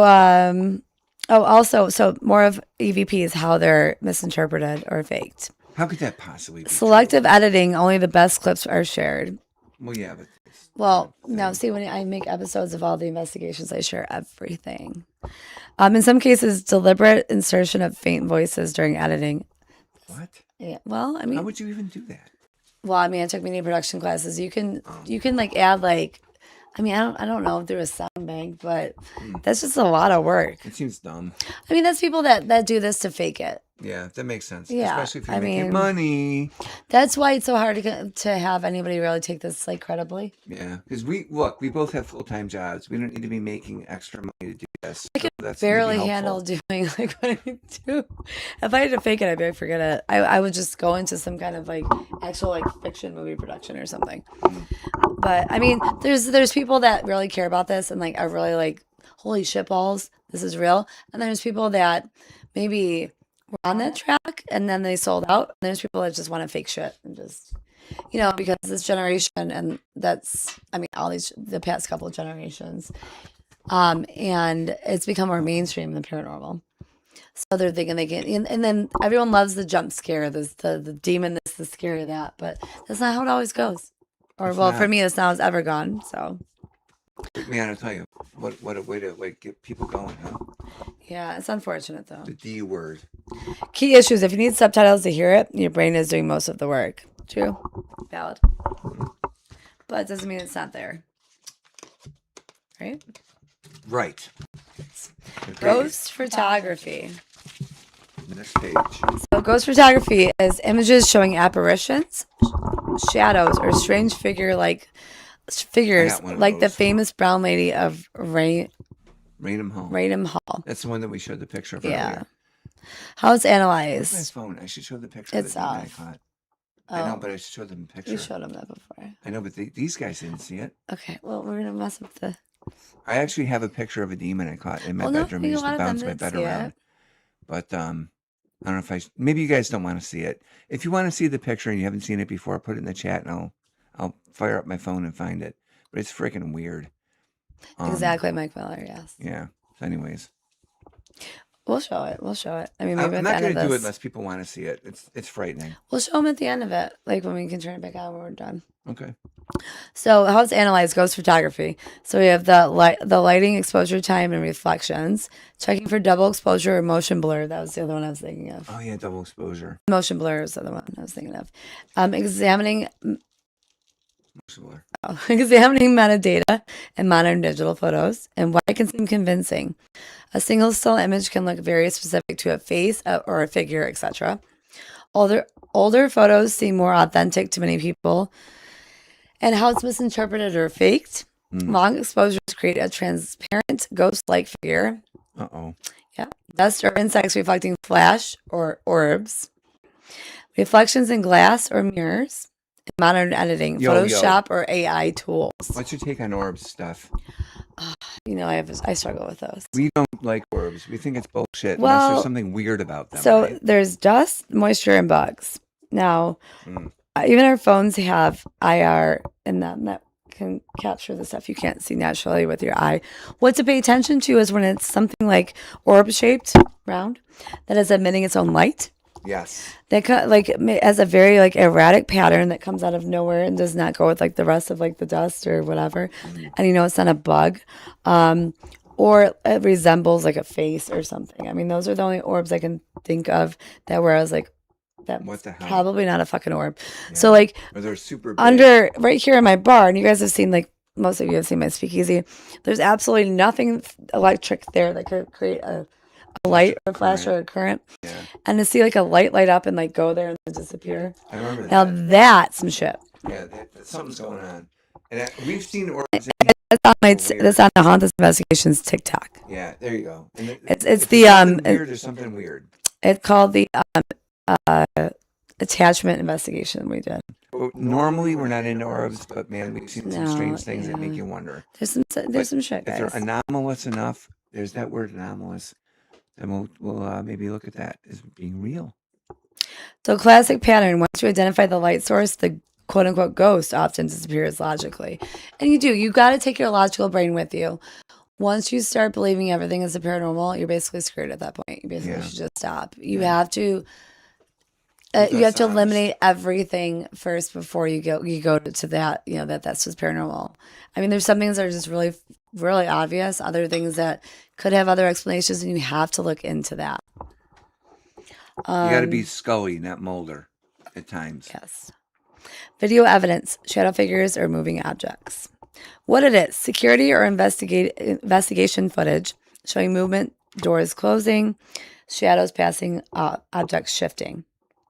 How it's analyzed, frame by frame review, checking for camera glitches, compression artifacts, or frame interpolation. Environmental factors, air pressure, vibration, drafts. Why it can seem convincing, movement feels more real than a still image. Security footage appears unbiased. How it's misinterpreted or faked. Camera compression creates shadow distortions. Bugs or dust near the lens look like fast-moving entities. Now, with this one, my personal favorite is seeing it in real life and then getting on camera. There hasn't been much that much for anything I've caught on camera that I haven't seen in real life and looked for. Okay, you got it. Did you hear that? Okay, he's good, guys. I'm cooked. He's cooked. So I'm spilling out my guts. So I like to have things I see in real life and then try to see if I caught them on camera.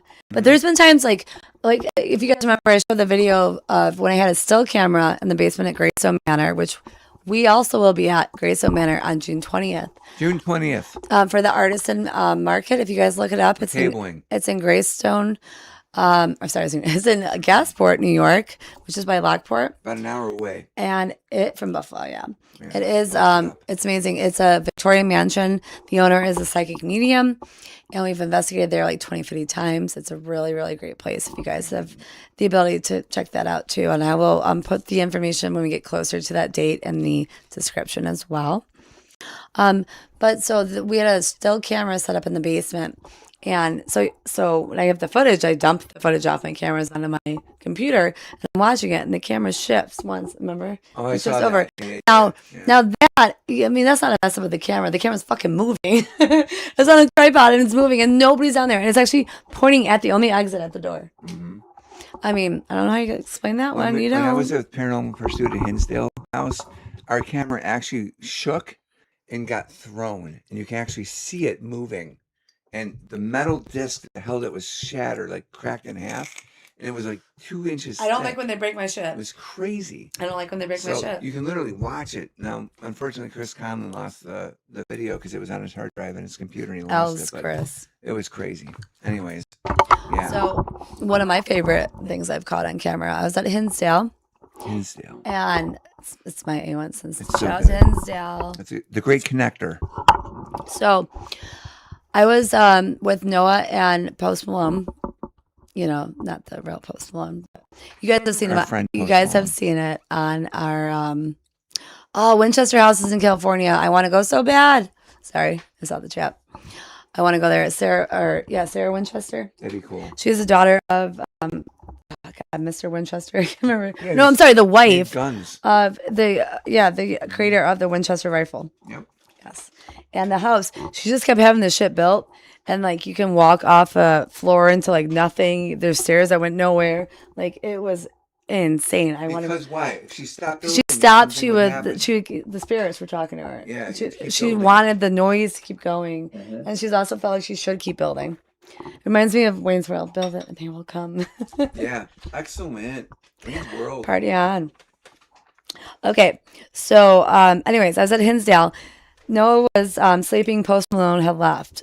So I went outside because there's an investigator that would investigate Hinsdale all the time. And her dying wish, because she died, was to be buried on the property. I'm like, how cool that was that of Dan. Actually, like, let her be buried there. Damn. I'm like, well, shit.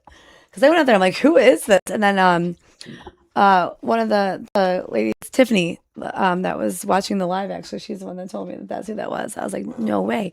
So everyone's sleeping or gone, right? I go out there by myself with my camera and my full spectrum camera, so it lights up like a purple hue. So I'm going there and I'm talking to, I think it was Ruth, I think was the name of the investigator out there. Don't quote me on that, but I'm pretty sure. And so I set my camera up facing me. I had the live, so that has a flash on it too. Mhm. And then there was solar lights pointing toward the stone. So 3 different light sources. I'm doing EVPs, and I ask a question, and every single fucking light shuts off. And I have this on the live if you guys want to check it out. It's the Hinsdale house live. That was the most recent one. It was probably last, wait, when do we meet? September 29th. It was September 28th then, because Or it was something. it was the day before Yeah, that. the day before. And every single light source went off. So I'm sitting there by this lady's grave, outside in the mountains and in a house where there's no one else besides me. And I'm actually like, I think I almost shit myself. It was insane. Like for 3 different light sources with 3 different batteries, 3 different, well, the solar one, just everything went black, like Whack. completely. And this is like out in the mountains, so it is dark. It's very dark. I was like, so I'm like, okay. I'm like, I'm just going to go get these lights back on. Holy shit, balls in half. I was crazy. So, like, stuff like that. I mean, this is the video evidence that I live for. That's pretty cool. And I'll show you guys that if you want me. I'll clip it out It's of the weird. live, and I'll show you Yeah. guys because it's something you're going to actually really enjoy. If you want to watch it ahead of time, again, it's on the YouTube channel, and it is a live. And it was, when was it? September 28th. Sorry, September 27th, 28th. And it was at the Hinsdale house. And I'll So, tell you, that place is active as hell. And that's one of the places my older yeah, group it's used my to go all-time to all the favorite. time. And the reason we got together. it was scary as shit. Yeah. That place is, I mean, we've had so many EVPs. Yeah, I'll clip that out and show Holy you cow. guys, definitely, for sure. The weirdest thing is in the back is the Native American drumming. Because a lot of Yeah, people it's hear pretty that, weird, and we yeah. did.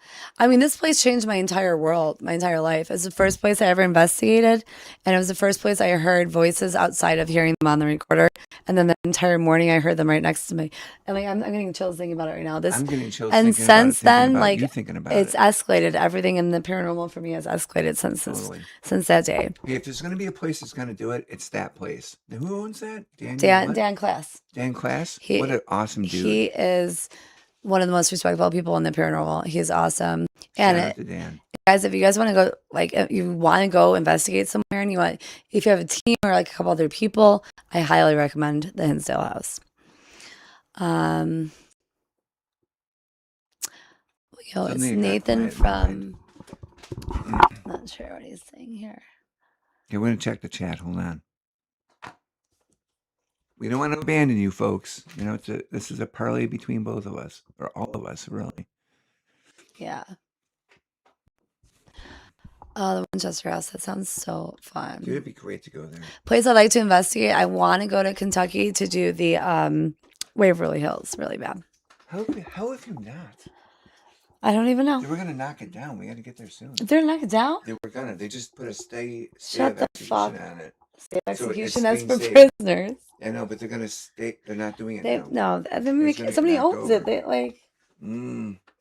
I just got a Facebook thing about an update about it. They're not going to knock it over. Yeah. They're going to put a data center in there or something like that. Those like AI data centers. I mean, but They this got is shut down by the people. this. They're not going to knock This it was over. purchased by something, and it has like a purpose. Like I just don't see how they can. I don't know. I have to look. They So aren't gonna. It's gonna stay. yeah, but is We're it going to good. say open to investigate though? Yeah, let's go. My aunt lives in Kentucky. I just haven't made it out there. All right, so we gotta get through this. We got If you guys want us to go to Kentucky and check out Waverly Hills, put W's in the chat, of please. course they do. We got one more page. Okay, so all right.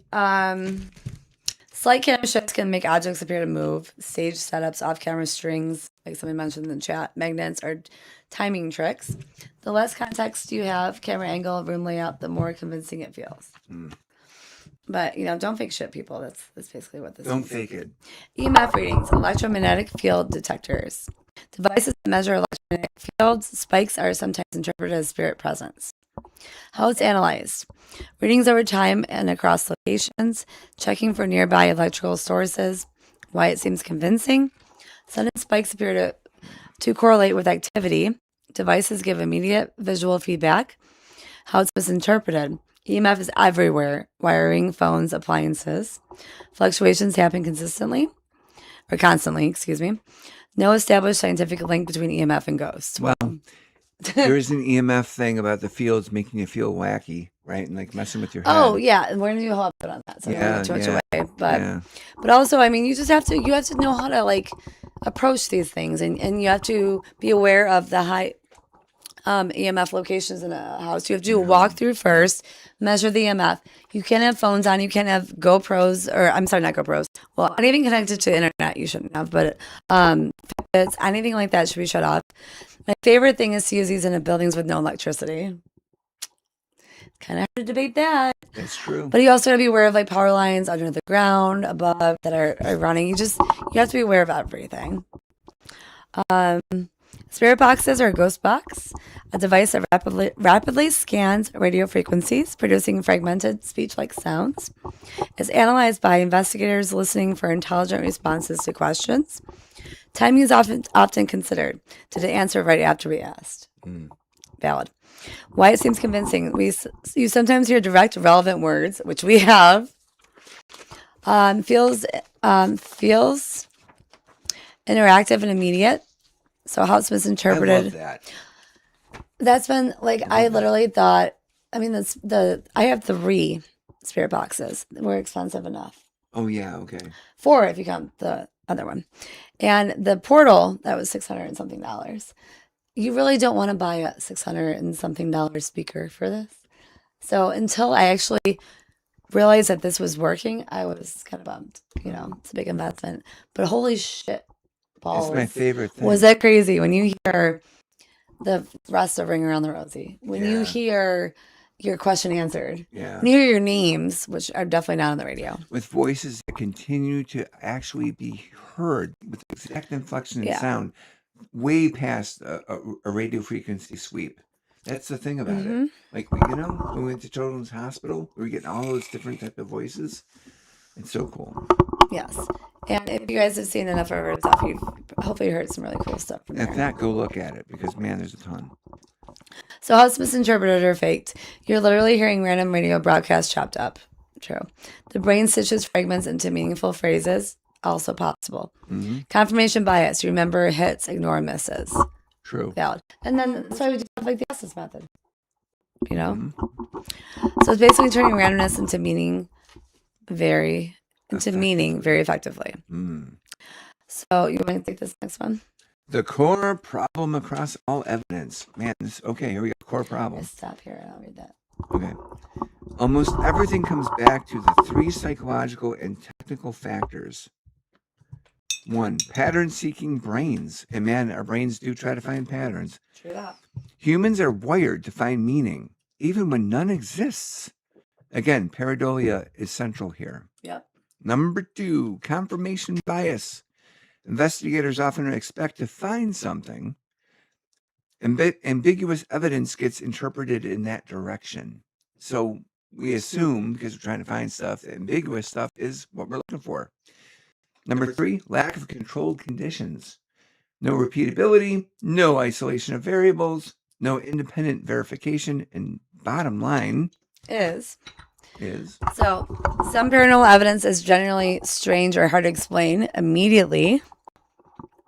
My favorite. Yep. But when carefully analyzed, most falls into environmental factors, human perception quirks, or deliberate manipulation.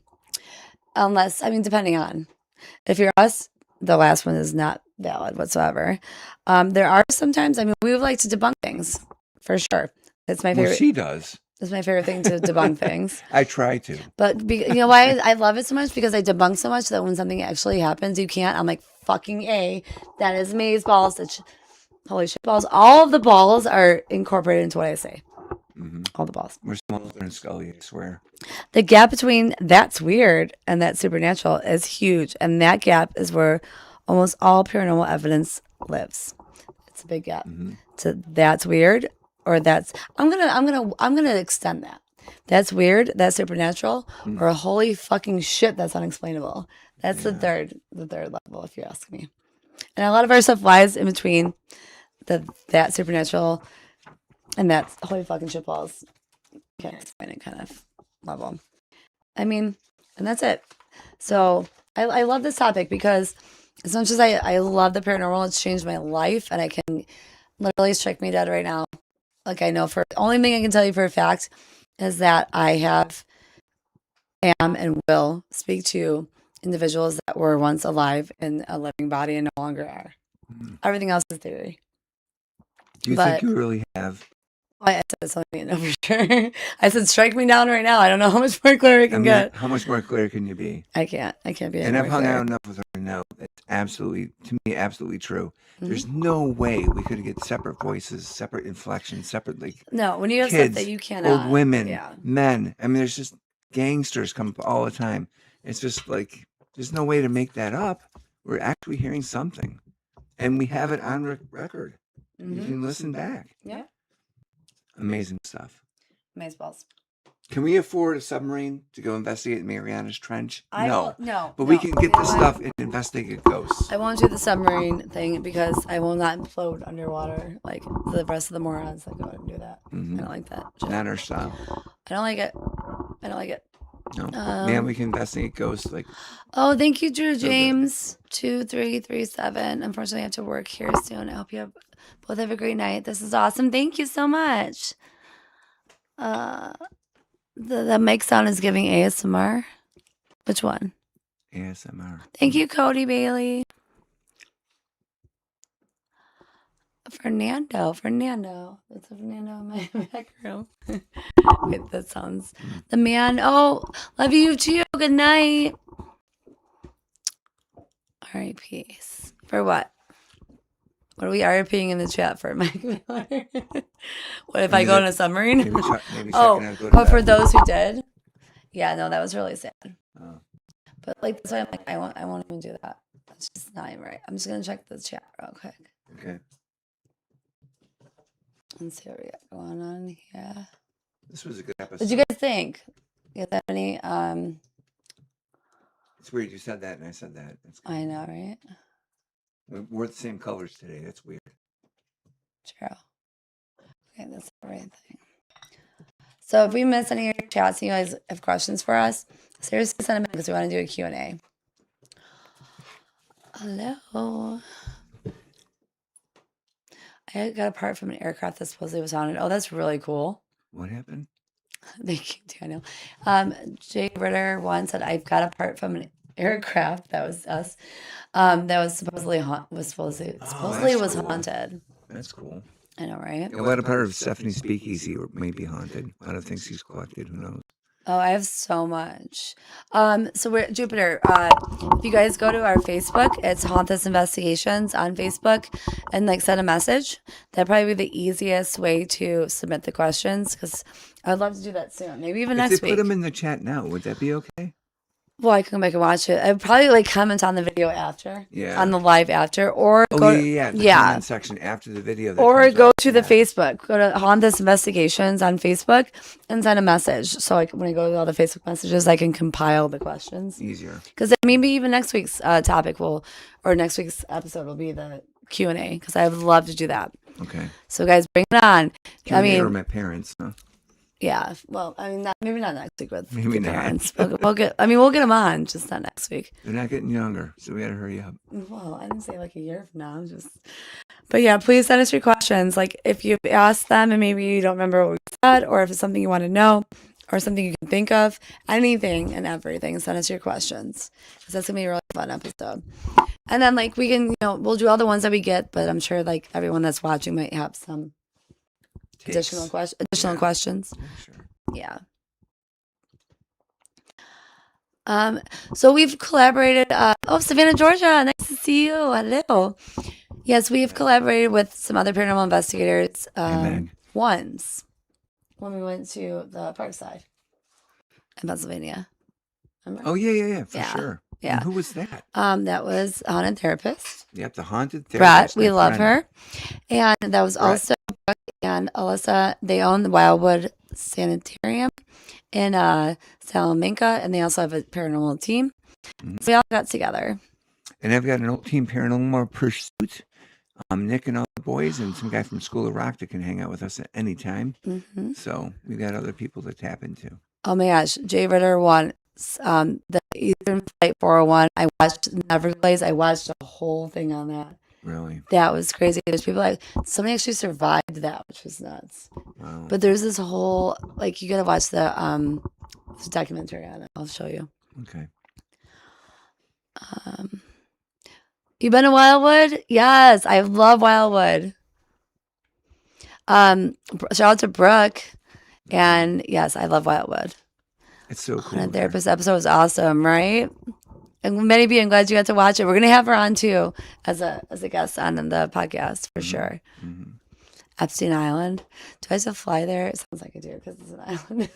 I don't know if we can. Are we even allowed to do that? We can boat there. We can't fly there. Mike Miller, we do not need to discuss Monopoly controversy again, ever. Or crayons. I'm going to speak for her just to say that she has now begrudgingly admitted that it does not have a monocle. Oh, that. Controversy over. I swear it did.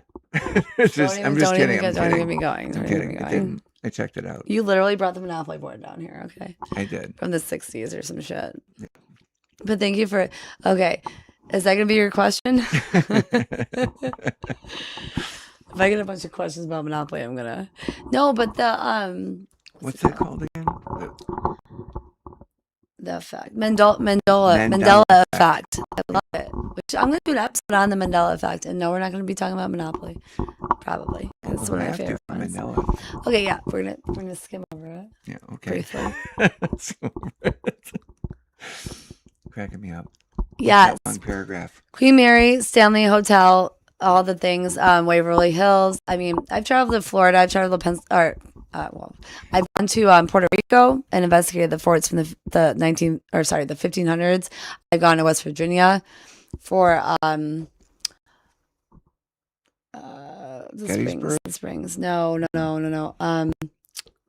Where are we? Who Yeah, are I've got Ohio, Pennsylvania. Like there is definitely plans to travel. we? Now listen, Gettysburg. Yes, I was just talking about Gettysburg last weekend. I'm like, I have to go to Gettysburg. We do. I'm literally like jonesing to go to Gettysburg. And I've been there, and I got nothing.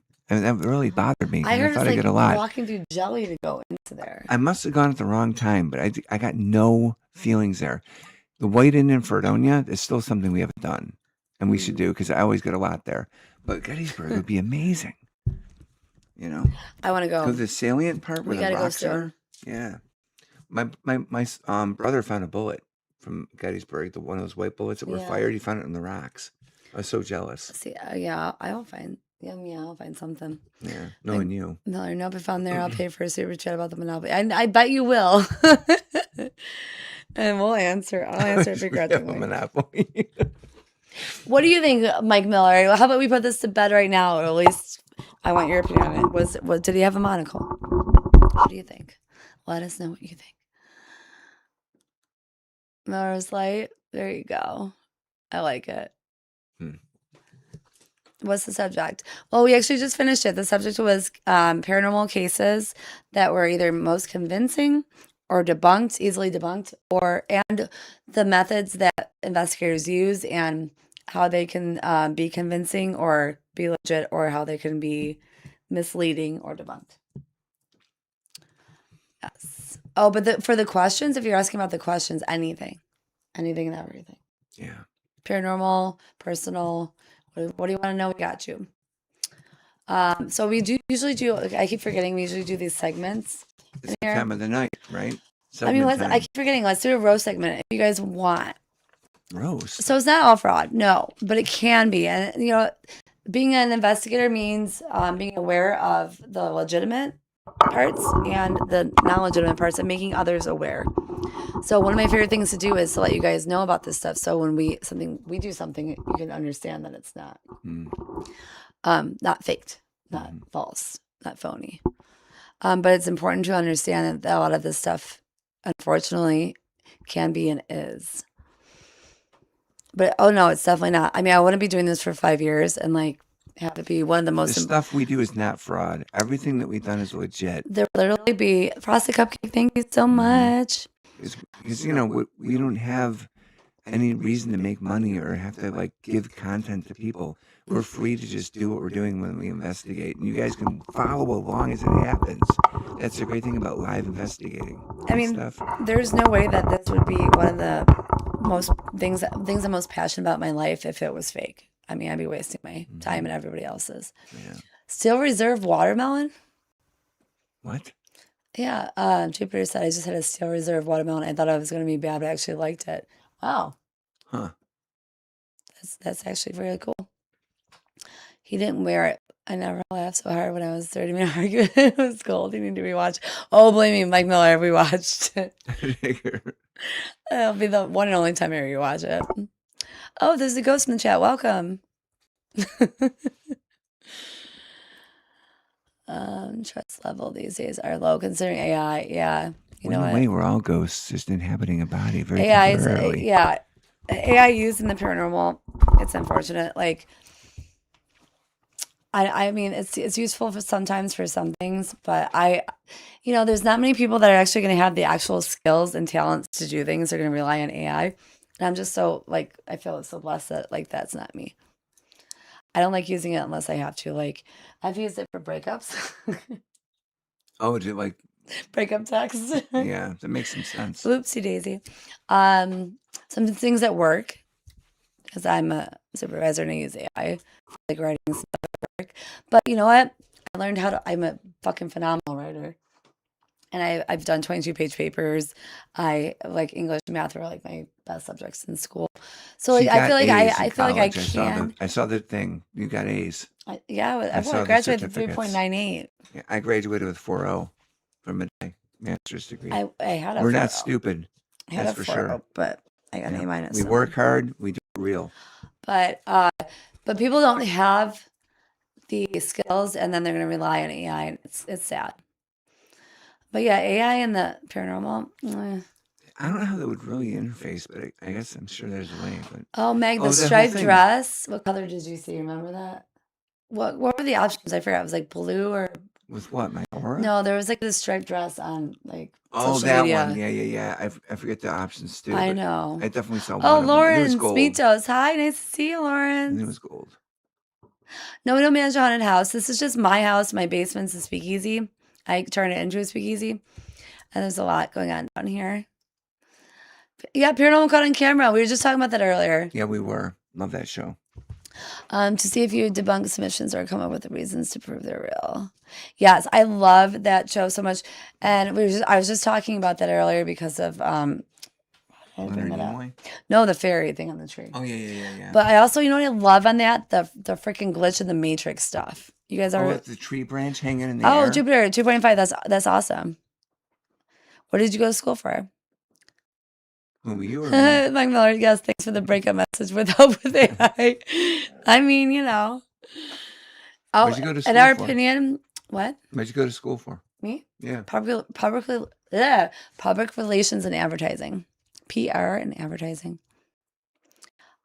Yes, in our opinion, ghosts are real. For sure. Oh, not just opinion. I mean, I can say it factually. You've experienced it. I There's feel no like I doubt can about say it. it factually. No No, doubt I was about it. asking Jupiter what he went to school for.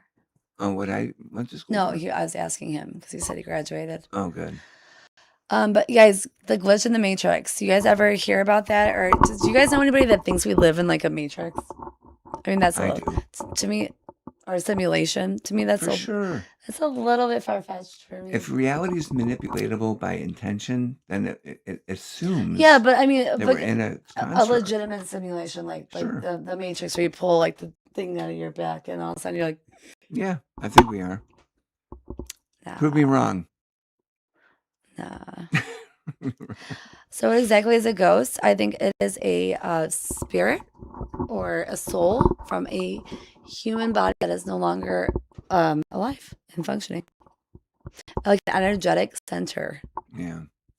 Basically, we're something. We're an awareness caught in a body. Oh, When that Meg. thing fails, what happens? We leave this body with our Mhm. awareness, and we're at a point of awareness somewhere. Meg, I love. Oh, yeah. We gotta do an episode on deja vu. That's one of my favorite I things. haven't had that in a ever. while. Well, I have it all the time. I used to. Depends on where I'm at. All the time. I mean, where I could swear that I was there, said what I said, saw what I saw, but there's absolutely no fucking way that I had a little bit of it tonight. A little I bit. fucking love it. Yeah. Mm. To me, it's like I went track with your destiny, in a way. Or you've done this before in a past life, Mm. kind of type shit. Possible they say consciousness isn't even real. It's just your mind tricking you to survive. Well, Jupiter, that's why I actually started doing this, because that disturbs the shit out of me.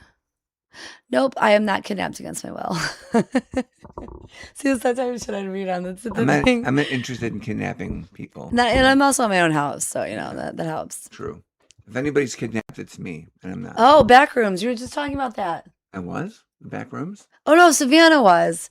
She wants Oh. to go see the new movie Backrooms. It's all about stepping into other dimensions.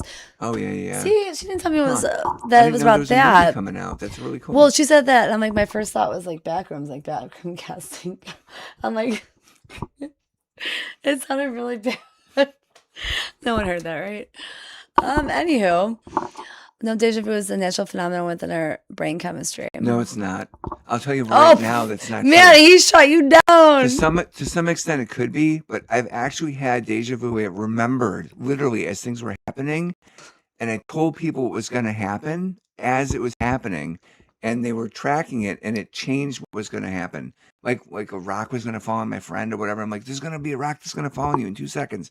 And like I moved him out of the way, and the rock fell and missed him. Well, that's not deja vu. That's like a premonition. Well, but that's deja vu because I remembered it. I literally saw it happening as it was happening as a dream. I remembered that that's dream. not deja vu. Or That's not I've had deja a dream vu. and warned somebody about it. That's not deja vu. Yeah, it That's a is. premonition. No, deja vu, I've had it a million times, is where you're talking. So I'm in the middle of a sentence and I stop, and I actually will stop, and I say, whoa, I've seen this whole like scene, landscape. Before, right. I said these words, Yeah. but it's not like I didn't see it or know it beforehand to warn somebody about something that was going to happen. I was recognizing it as it was happening. But you could. But no, you You could stop it. Like that's why I no, know for sure it I happens. didn't. When I'm experiencing it, it's all in real time. It's never like I'm not experiencing things that I know are going to happen. I'm experiencing it as they're happening, so I couldn't tell you what was going to happen next. Well, so you've never had a dream that you all of a sudden started seeing it in real life and go, oh my God, there's this dream happening. knowing what's No, going to happen my deja next vu, because I you have dreamed no it idea already? where it came from. See, I have. And then, That's premonition. That's not deja vu. well, no, it's actually, it is deja vu. It's having a dream that happened about something that's going to happen in the future. That's premonition. That's the exact definition of premonition. Well, I think premonition's more airy. I think it's like No. kind of an idea, but literally seeing it is deja vu. And I've seen Okay, so we things don't unfold in argue a about this dream. for 30 minutes. What do you guys So, think about anyways, that? I've had that happen like correct, multiple Steffi. times. No, I don't think so. Because No, I know researched for a this fact. like crazy. Because I've had my He's entire about to choke family, my entire family. Has I had know for deja a vu. fact. That's premonition, like Steffi is saying. Oh, All right, look it up. Where's my phone? it's off. It's reincarnation. I agree. They're two different things. Everybody's. Well, they are two different things. But Yeah. to me, if you're seeing something She's unfolding right. with the visuals that I'm you right. dreamed, that's It's deja premonition. vu. No, it's not. Of course it is. How could it not Okay, be? me and like everybody else in the chat's wrong. Like if you got an idea about something possibly happening, that's a premonition. No, like it's I have a seeing, sense that seeing something could go something down. or experiencing something and then knowing what's going to happen. That's premonition. Deja vu is in real time, Yeah. and you don't have any clue on what's going to happen. It stuns you in the actual moment. You don't know what's going to happen. You just know when it's happening. That you've seen or you've been in this scenario before. You don't know where it came from. You don't know why. You don't know what's going to happen going forward. Well, to me, I've that's had not it what in- I do. Because when I do Okay, then deja you've vu, not had I know deja what's vu going to then. happen, and you can watch it Well, that's unfold not deja. as you That's dreamed not it. deja vu then. See, Well, I think premonitions. it is. See, premonitions are like seeing the future. Deja vu is more like feeling like you remember something suddenly in the moment. Yeah, it is in the moment. Yeah, You but actually not see not the film not unfolding. not in what's gonna happen in the future though, or even in a couple seconds. You know, because if you're in a deja vu memory, you know what's No, coming. no. You only know that what you're experiencing at that second you've experienced before. You don't know what's gonna happen. Anything Well, past I that. do. Then it's premonition. If I It's not remember it. deja vu. No, it's deja vu. You know what? Absolutely deja vu. We have this fun thing called Google. Oh my God. Right here.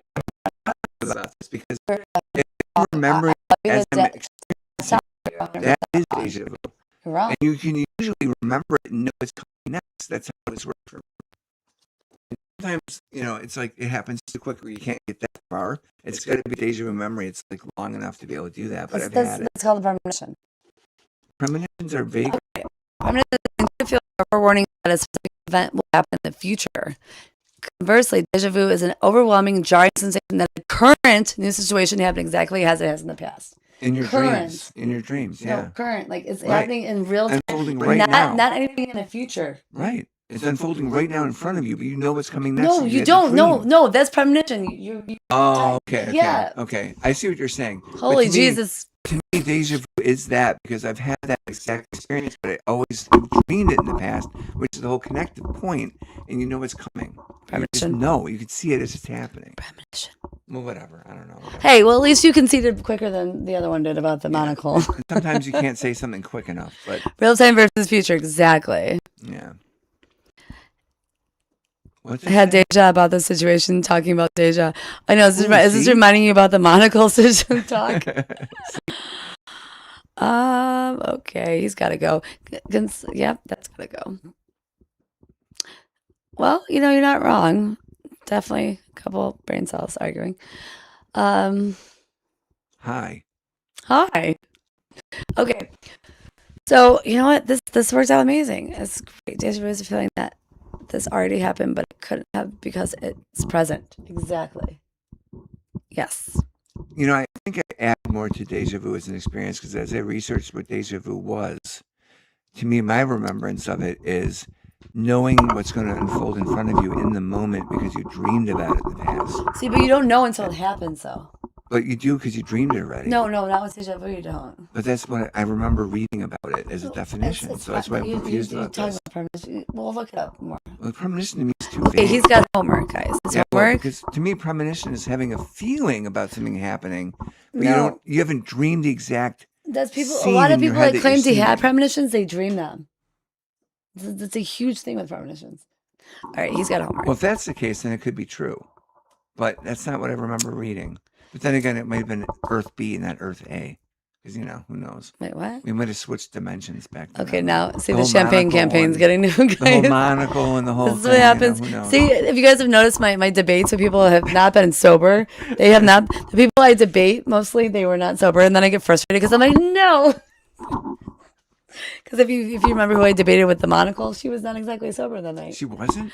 No, I got the board. No, I actually showed the board because I thought community chest. I asked you to get the board. Yeah, wait. I asked you to get the board. I'm like, what is better than proof right in front of your face? I guess Nothing. arguing with me is better than proof right in front That's of how you figured it out. I could have sworn there was a community chest card that had like a monocle. I think she confused was. I people. think she had the community chest. I think she did. That's Oops. true. Ozzy Osbourne, where? Todd's Me? homework. No, I've seen that about cheers. 25 times tonight. Todd's Dude, I homework already needs researched to it. reevaluate his definitions. Oh, I researched this since Maddie I was a is kid. coming out swinging tonight. I know what's going on. I researched it as a kid. I Before she know. was So we're born, just I was playing doing this with stuff. you. My God. Meg, deja is the sensation of familiarity and already having been. Yes, exactly. I'm looking it up. Give me my phone. Because I remember it scene Yeah, to Meg, scene that's to what I was scene. thinking. Maybe he's never had deja vu. I've had it tons of times. Let me see, but not lately. Visions is about something that is about to happen or about to happen in the future. Yeah. That's what I'm talking about. It's I've visions. had Yeah, visions or literal premonitions. visuals. You can see It's it premonitions. playing out. That's not deja vu. Well, that's what it was defined as. Yo, Mike Miller said Bree wasn't drunk at all night at all. Where's my Okay, phone? Mike Miller, you might have been drunk. I It's need over to there. know. Okay. I need to know. Mike Miller might have been drunk if he thinks that Bree wasn't drunk that night. I'm Even, not that drunk. even my boss watched the episode and he was like, I know. your co-host was a little drunk. I know what I'm doing. No, I'm talking about Bree. I know you are. Yeah. I'm fine. I'm just defending this because I used to have deja vu all the time and I researched it as a kid. And that's what I remember reading. That you see a vision unfold in front of you that you that's already not dreamed deja exactly vu. the same. And it's so good. I that thought actually you just stopped things conceded happening that I here. could see. We're still going. Yeah. Well, I because to know, me it's Mike that Miller. important. And I don't understand why it would be defined differently now. Doesn't It's make any sense. not. Well, somebody actually maybe lied to you back then. Well, it could have. Maybe, or the definition changed. I know people are really, way everyone's back in the laughing. day. They're really doing this. Crayons. No, it's not funny. Like, Okay. I think they're just going to tune in and watch me debate drunk people. Should we have that be an episode? Or should that be a podcast? Hold on. What is deja vu? I'm looking it up right now. I just Googled it for you. I'm looking it up myself on Wikipedia. Nothing's happening. It's all black. Yeah. Why is that? That's weird. I don't know. But I think it's 2:36. Okay. What So I wanted to do, he's going to stick with it. I think, yes. It's his story and he's sticking to it, guys. Well, I mean, because, okay. Because this is important to me because I used to have it. Well, it's your homework. The homework is not done during class. Can you please pay attention to the teacher? Just kidding. Okay, so we'll do a quick roast session. I was right. I was right. No. Yep, it says it right here. The psychological phenomenon of feeling like you have already lived through or seen, which is what I did, Okay, your current yes. situation, even though Yes, you know no, it is that's physically That's the psychological. impossible. Yeah, but you feel it in the immediate seen. sense. Yeah, you literally see it, No, but you remember dreaming it. you do not see it and then know it's going to happen. You feel it when it's happening in real time. No, I do. I do it the way I'm explaining That's called. it. Okay, then look at The way they're premonition. Look saying at it. premonition. No, I'm not going to do it because I know what premonitions are. I've had those. Excuse feelings. me. You can't just look up Premonitions are one thing. feelings. Deja vu is seeing it, like Holy literally shit balls. being there. Okay, I'm gonna get Google up again. Yes, thank you, Maddie. I know the You difference. cannot look up one thing and not the other, and you cannot make your own reality here. I literally read it to you. the No, definition but of it. that is the Oh, same thing about already seeing. seen. It's the same. Well, no, your phone's on. Your phone's on. You turn your phone on. That's what's happening here. Yeah, but See, it came up guys. before.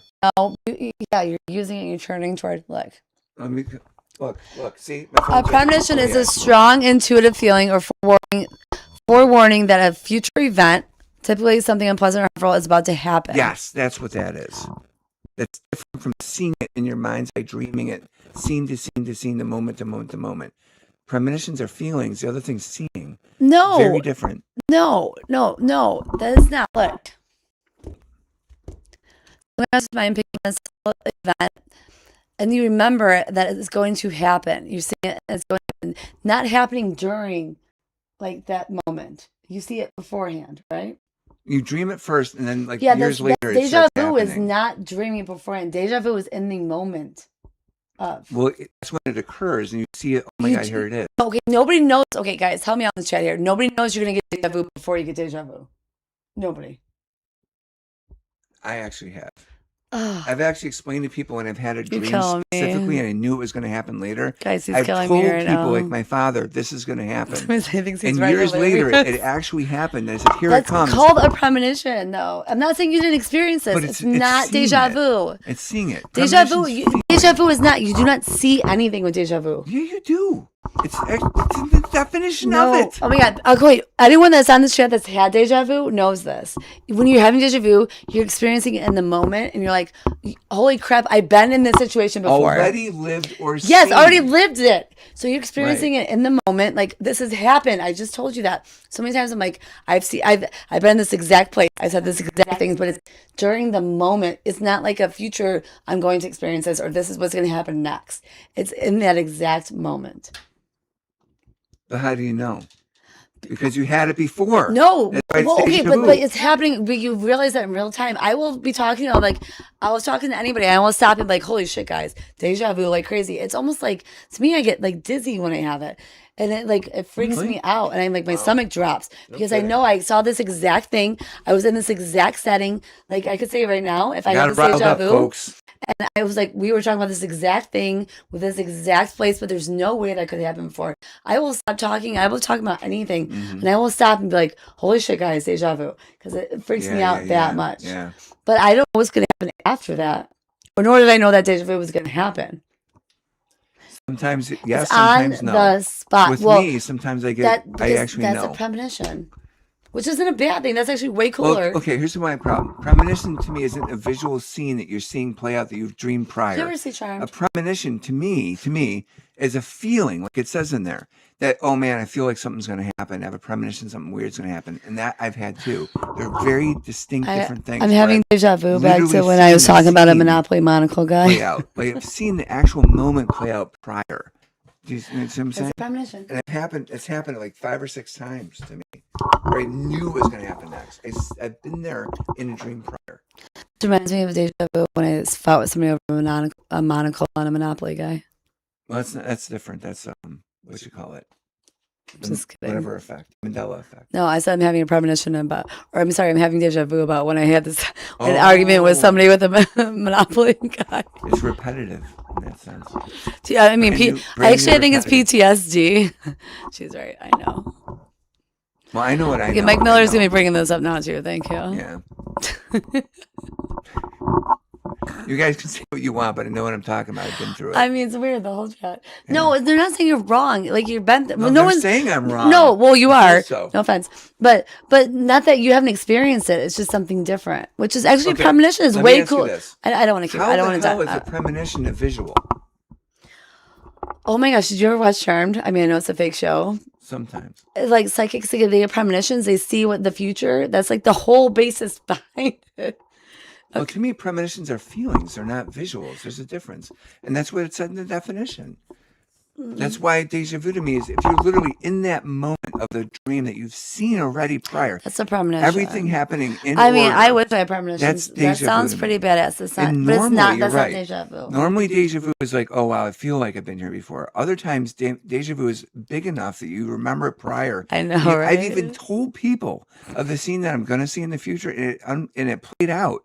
And I was able to stop a couple tragedies. Congratulations, from you've had happening. premonitions. Like that's the exact definition of premonition. You're gonna drive me crazy. don't Well, you know what? think He's so. got homework. I No, don't it think so. is. I know this. Okay. Premonitions to me are feelings. It's a whole feeling. Like I've had premonitions before too. They're not deja vu. It's weird, and like you know how you I said you know lock into premonitions the- aren't deja vu. Remember how you said you lock into the moment and you're like, whoa, this is gonna. It happens at the different. exact second. Yes. No, that's deja vu. That's the difference. And you can't see. You didn't foresee it coming. And you can't foresee what's going to happen after. You just know that So I could say something you like, not like the cow jumped over the moon, and I could be like, holy shit, because I remember you there. Me in this setting, and me saying the cow jumped over the moon, but only as it was happening, and then that's it. Then it stops. That's as far as it goes. It's a very fleeting thing. It's momentary, but it shocks the shit out of you when it happens. Well, here's the And you know example. there's no way that actually happened, because there's no Here's way, an example. because there's no way, like, let's say that like two people I just met were here, right? And like one person I'm friends with, there's no way the same group of people was together. There's no way this exact scene happened. But when it was occurring, my mind was like, this happened before. And it was like fleeting, like an electric impulse. Okay. And it stops there. Doesn't start before, does not keep going after. And it fucking it jars you. It does. And I've had that And that's too. why I speak so like It's strongly a about this, later because version. I've had it my entire life. I know exactly what it is. Now, here to me is what a premonition is. This is the difference. I haven't visualized it and dreamed it prior, and I haven't had that feeling of familiarity, but I know something's going to go on. That's a premonition. And here's an example. I went down to the lake, We still and love this you, giant- too, and this giant bird flew out in front of me, campaign. and I had a premonition that my first son was going to be born and conceived. And I knew it. I'm like, there's a kid coming to me, and I had a premonition, and it sure as frickin' happened. Yeah, that's It happened. That to me is a premonition. It's not that like I said, specific. I'm It's not just doubting feeling your and knowing. experiences. I just there's something else. But that's even cooler. It's words. Like I much rather have premonitions, because it's pretty badass. I'm not gonna lie. The deja vu. Deja vu just like kind of like jolts me, and it's like, what the flying fuck was that? Yeah. Well, to me, And it's I'm like, so curious about it though. deja vu is cool because to me, it tells you on the track of your life as it's supposed to play out. That's different. Does that make Definition sense? stuff. You hit the Like- nail on the head. You know what I mean, though? Like to me, deja vu says you're supposed to be here. This is the track of your life. And you may have seen this before, and that just tells you you're right where you're supposed to be. Yeah, and Does that I make can sense? definitely agree with that. And like, I mean, they're very similar, and like I like that or that conclusion you draw from that, because I think that too, like, or maybe like with the whole like past life thing or reincarnation, like maybe that you walked this path and somehow you ended up on this path before. You know what I mean? Sure. That was like kind of like one of the theories I like with that. Oh, Maddie is asking for Todd. I'm ready. What's the question, Maddie B? I put my glasses on. So So that's where more of his brain cells come out when he has his glasses on. dude, I wish you were me. You know what I'm kidding. talking about.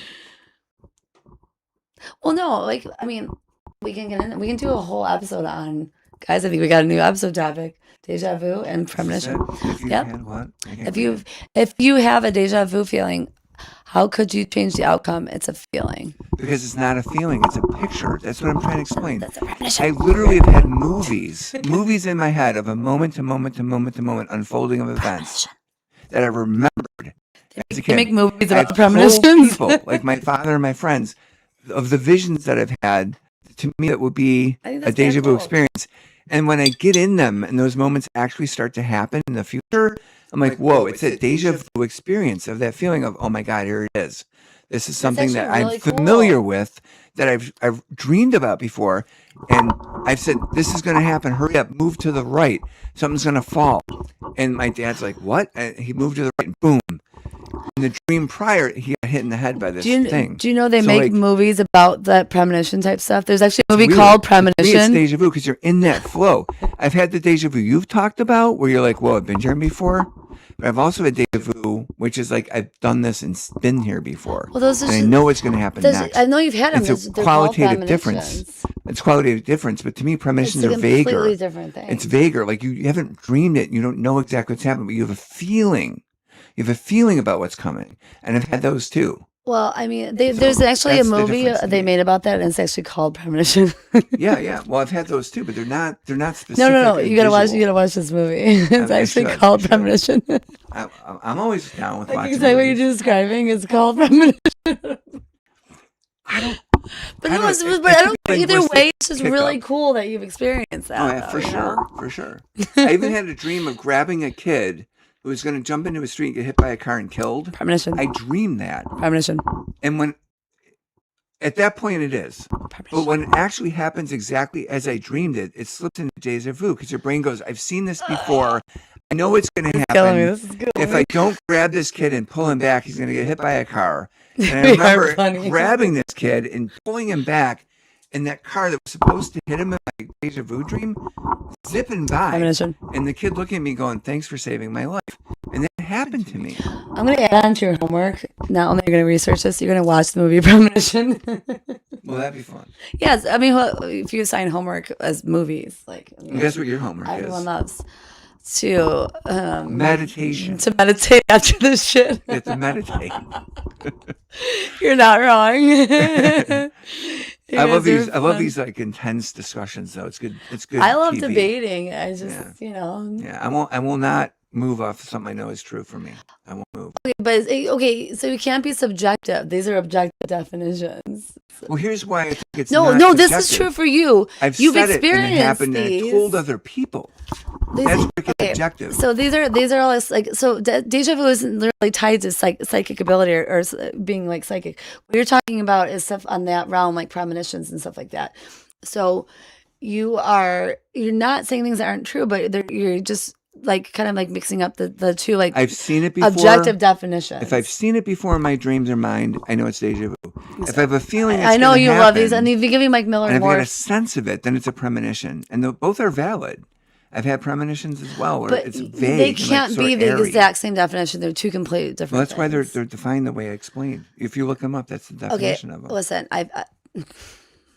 Look at premonition. I already know what a like premonition is, and feeling. I've never had them, but I know what deja vu is like the back of my hand. I've researched this because I've been having it my entire life, and it's completely is opposite. Is it visual or is it like a feeling? It happens like. Do I have to explain it again? Yeah, I want to hear. Every time I have deja vu, like let me set the stage for you. Right, you're here. Let's say that Brett's here. Right, Brett's never been in my basement before. Okay, and then Noah's here. Yeah. Weird crowd, but we're gonna roll with it, right? Okay. And then someone says something about a dinosaur. It's just I don't know, random. That's a good one. Yeah. And I go, so like, and I'm like, I'm listening. I'm like, so I will stop because I do this every time. I'm like, holy shit, I know this. And like, I know just because I know this exact thing happened before. You were there. Brett was there. Noah was there. We were talking about dinosaurs, but I know there's no motherfucking way in all of creation, all of like anything logical that happened before. There's no way. And then that's it. It's gone. I had that feeling. My stomach drops the whole nine. It was freaky as fuck. I'll think about it for like later on. And that's why I always say it like out loud because I don't want to forget it. And I'll think about it and I'll like rack my brain and it'll bother me and then it'll be gone from my memory. But I didn't know it was going to happen before that exact moment where I realized this whole thing happened before. And then after I spoke it out loud, never saw anything in the future or anything after that. It's fleeting. It's present. And that's boom. And that's it. Yes. Yeah, I agree with that part. It's exactly how it feels to me and how it plays out. And you can't, I mean, it just happens to you. You can't ever force it. You either get it or you don't. Yeah, exactly. I know you're really bring Bree here now. Mike Miller, bite your tongue. You're giving Bree, or you're giving Mike Miller more ammo to use when he's going to talk about the monocle and now he's going to talk about deja vu. That's cool. Love how Todd is leaning in. Okay. Yeah, sometimes there's people that you've never seen before. Yeah, that's true too. Yeah, I mean, this is all very interesting. Like, we should definitely do an episode on this. Yeah. I think we have an episode topic. To me, I love it. It's freaky, but I love it. Now, but you're projecting your actual visual consciousness into a future timeline. And you're seeing or a past one before it happens. It's crazy. Like no, see, that's not deja vu. It's never before it happens. It's during. No. Sometimes it's true. Like I've had that too. Other times it's more succinctly exactly that way. If it's something that you see or you can stop, that's premonition. That's not deja vu whatsoever. I disagree because to me, I'm very sure what a premonition is. It's not that succinct. You don't see it play out as if you've been there before. Deja vu means what in French? It means Todd's wrong. Seen before. It means Todd's wrong in French. It means seen before, not felt or like sensed before. No, because obviously if you're having deja vu, it's something that happened before.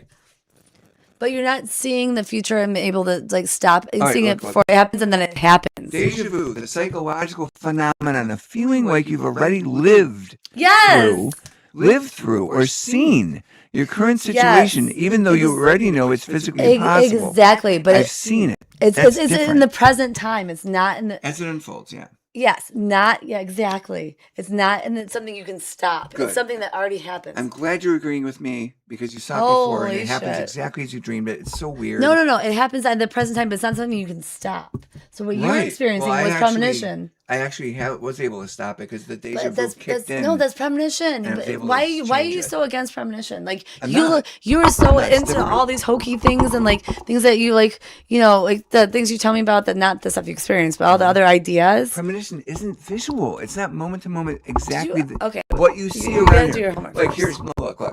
If you look around your speakeasy right now, deja vu is your. I've never had a seeing it, premonition, Todd. and you know it's going to happen. I've never had a premonition. I just know what people say premonition is. And Okay. this is a tale as old as time, since the beginning of the paranormal. Before I even knew it was real, you hear about these people having premonitions, and they're able to stop these events from happening. That's why the people are supposed to have premonitions, because something's going to happen that they are supposed to stop. See, I never knew they that's could the stop theory. anything. I thought they just knew it was But I thought you coming. just said you did it. No, I'm talking about deja vu, not premonition. No, it's not deja vu. That's why. Well, premonition. Premonition is our before, like I said, before I was even like involved in the paranormal, and I just like saw this stuff in the movies, and I thought it was a bunch of BS. The premonitions were relayed to everybody as things, that visions or feelings about something about to happen that people are meant to stop. That's why they have premonitions. I mean, again, I've never had one, so I can't. It. See, I wouldn't add that. I know. But you said that you've stopped them before. Deja vu. No, but I would. but it's not deja vu. You can't stop deja vu. You Deja can. vu is a in the moment thing. It's not something's gonna happen in the future. No, you can. If you're seeing. Okay, it happen, I gotta stop this conversation. Sometimes you have a chance to switch it up. Sometimes because you know it's gonna. We're happen. gonna revisit this after you do your homework. Premonitions. I've had those too. Like I have a feeling something's weird's gonna happen in the next hour. I don't know what it is, but I have this feeling, right? And then something does, and you're like, "Holy crap! I had a premonition about that." They're just a lot vaguer. Okay, so we're gonna circle back to this Okay. We will. after you do your homework. And you do yours. All right, I already did mine. Meditation. Yeah, I'm gonna have to. I'm currently actually trying right now. Yeah. Good. See? Did you see me taking deep breaths while you were talking? That's not meditating. That's deep breathing. Okay, well, call it what you want to call it. All right, so we'll do like a 2-minute roast session if you guys want to. It's up to you guys. If you want to do a roast session, we're not going to look at the chat. You got to roast through the super chats or the TTS through Streamlabs. Just $2 if you want to roast us. You know what? Lay it on us. Tell us how ridiculous we are for arguing over. I think it's fun. Deja vu. Roast Todd. He loves to be roasted. We have about 2 minutes to do that, and then we're probably gonna wrap because we did Yeah, part 2. I gotta get on my kid. It's getting late. Maddie B. I love all this, the faces. I love it. You guys are so fun tonight. What's this? Ask AI what's the difference between Mike Miller. We're gonna circle back That's to a good that. idea. Yeah. I like Yeah, that idea. we're gonna definitely we'll Mike's circle back to Mike's this. on it tonight, dude. Mike Oh, he on it. is. He definitely is. We're gonna circle back to this. Next episode, we'll have this for you guys. We are really. Oh no, we're gonna continue this. Believe me, I didn't let the And monocle when's thing your go. sister coming on? I guess she's recovering. So Oh, really? yeah. Damn. Well, still yeah. I thought might be kind of a cool angle. Oh, she'll definitely be on for sure. But we're gonna have I want to do the Q&A. I want to do the reading the negative or the mean comments one. It's gonna be a good time. We're gonna have Noah and Wavy on. We're gonna have your parents on eventually. We're gonna have my That'd be sister so on. fun. We're gonna have Brad. Like we got a lot of people coming. We got a lot of guests coming, guys. Love it. I'm glad that nothing was scuffed. Hey, no one wanted to see the picture I got, right? No one, Oh, you can show it to them. I was just wondering about it. I gotta No, find good. it. If you want to get any roasting, now is the time to do it. You got about. I'm gonna go upstairs real quick, and Todd's gonna show you a picture of. I don't know. You explain it to him. I'm gonna try to find this picture of the Okay. 2 minute. Oh, here it is. I got it. You got it. All right, I'll be Usually right back. It's really hard to find. So if you guys want to get those roasting, get them in now. Oh, that's your phone. That's my phone. Don't worry about it. Okay. Stop. You're good. Okay, I'm coming around to the camera. Calm down, boy. Uh-oh. All right, so this is a picture of something that I caught in my bedroom that was shaking my bed. Hopefully you guys can see this. Matter of fact, I'm gonna raise something up so you can see it better. Hold on. Settings. Display and brightness. Okay. This might make it more clear. Because I have it pretty low. That is me. At Matty EP tipped $4.99 through Super Chat. Todd, a therapist should know more about psychological phenomenon like deja vu, scared face emoji, rolling on the floor laughing emoji, thoughtful face emoji. I know a lot about deja vu. It's not And if you look in a definition of it and what they're trying to explain in French, it makes total sense how I'm explaining it. Very different from premonitions, which are not seen.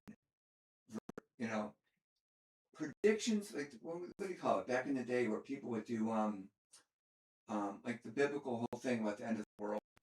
Those are mystical people that have had visions of things. It's not that way.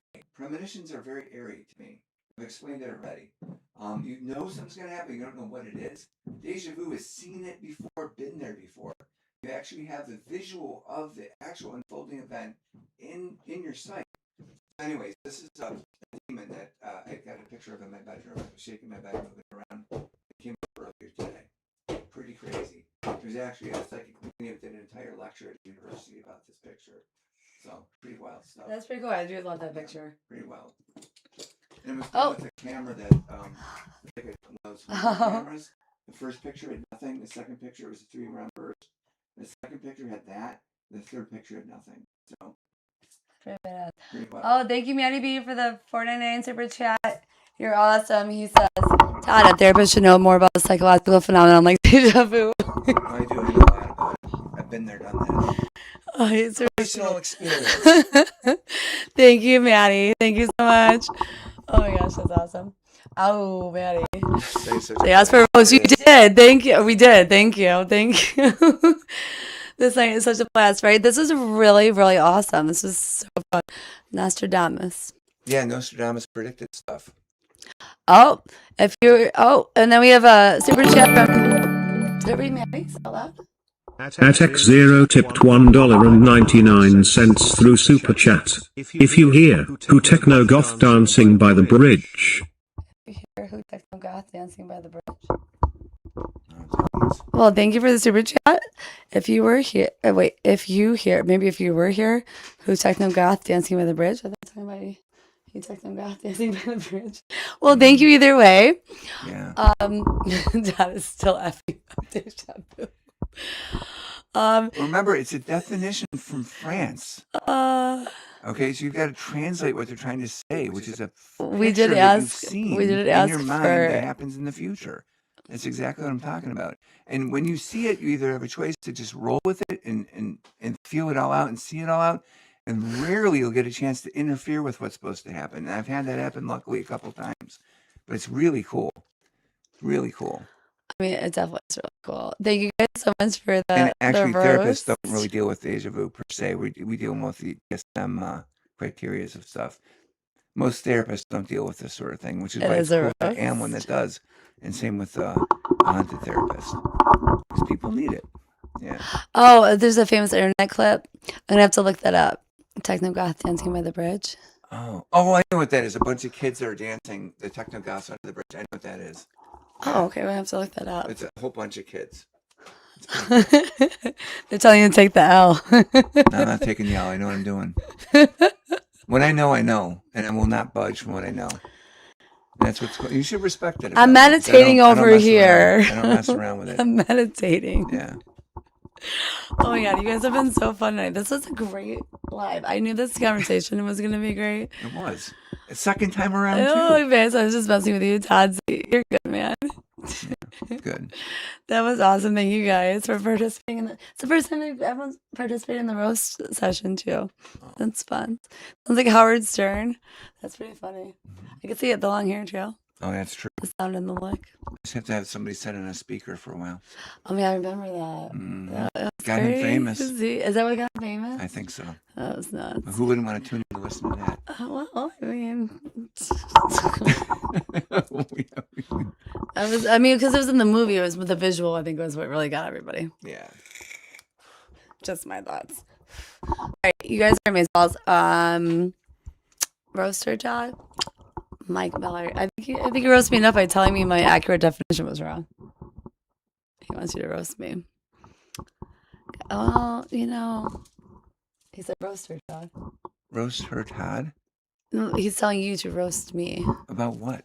Howard Stern is the goat, right? Yeah, he was I just actually got some those CD booklets from a estate sale, and they have the Howard Stern show on them, right? a couple of them. Remember you were looking through them? Yeah, I remember the no request sign too, which is badass. I hung it at my house. Good. We love you too. All right, we're gonna end this. We gotta get going. It's pretty late. It's getting late. I Gotta gotta work work. tomorrow. I do therapy.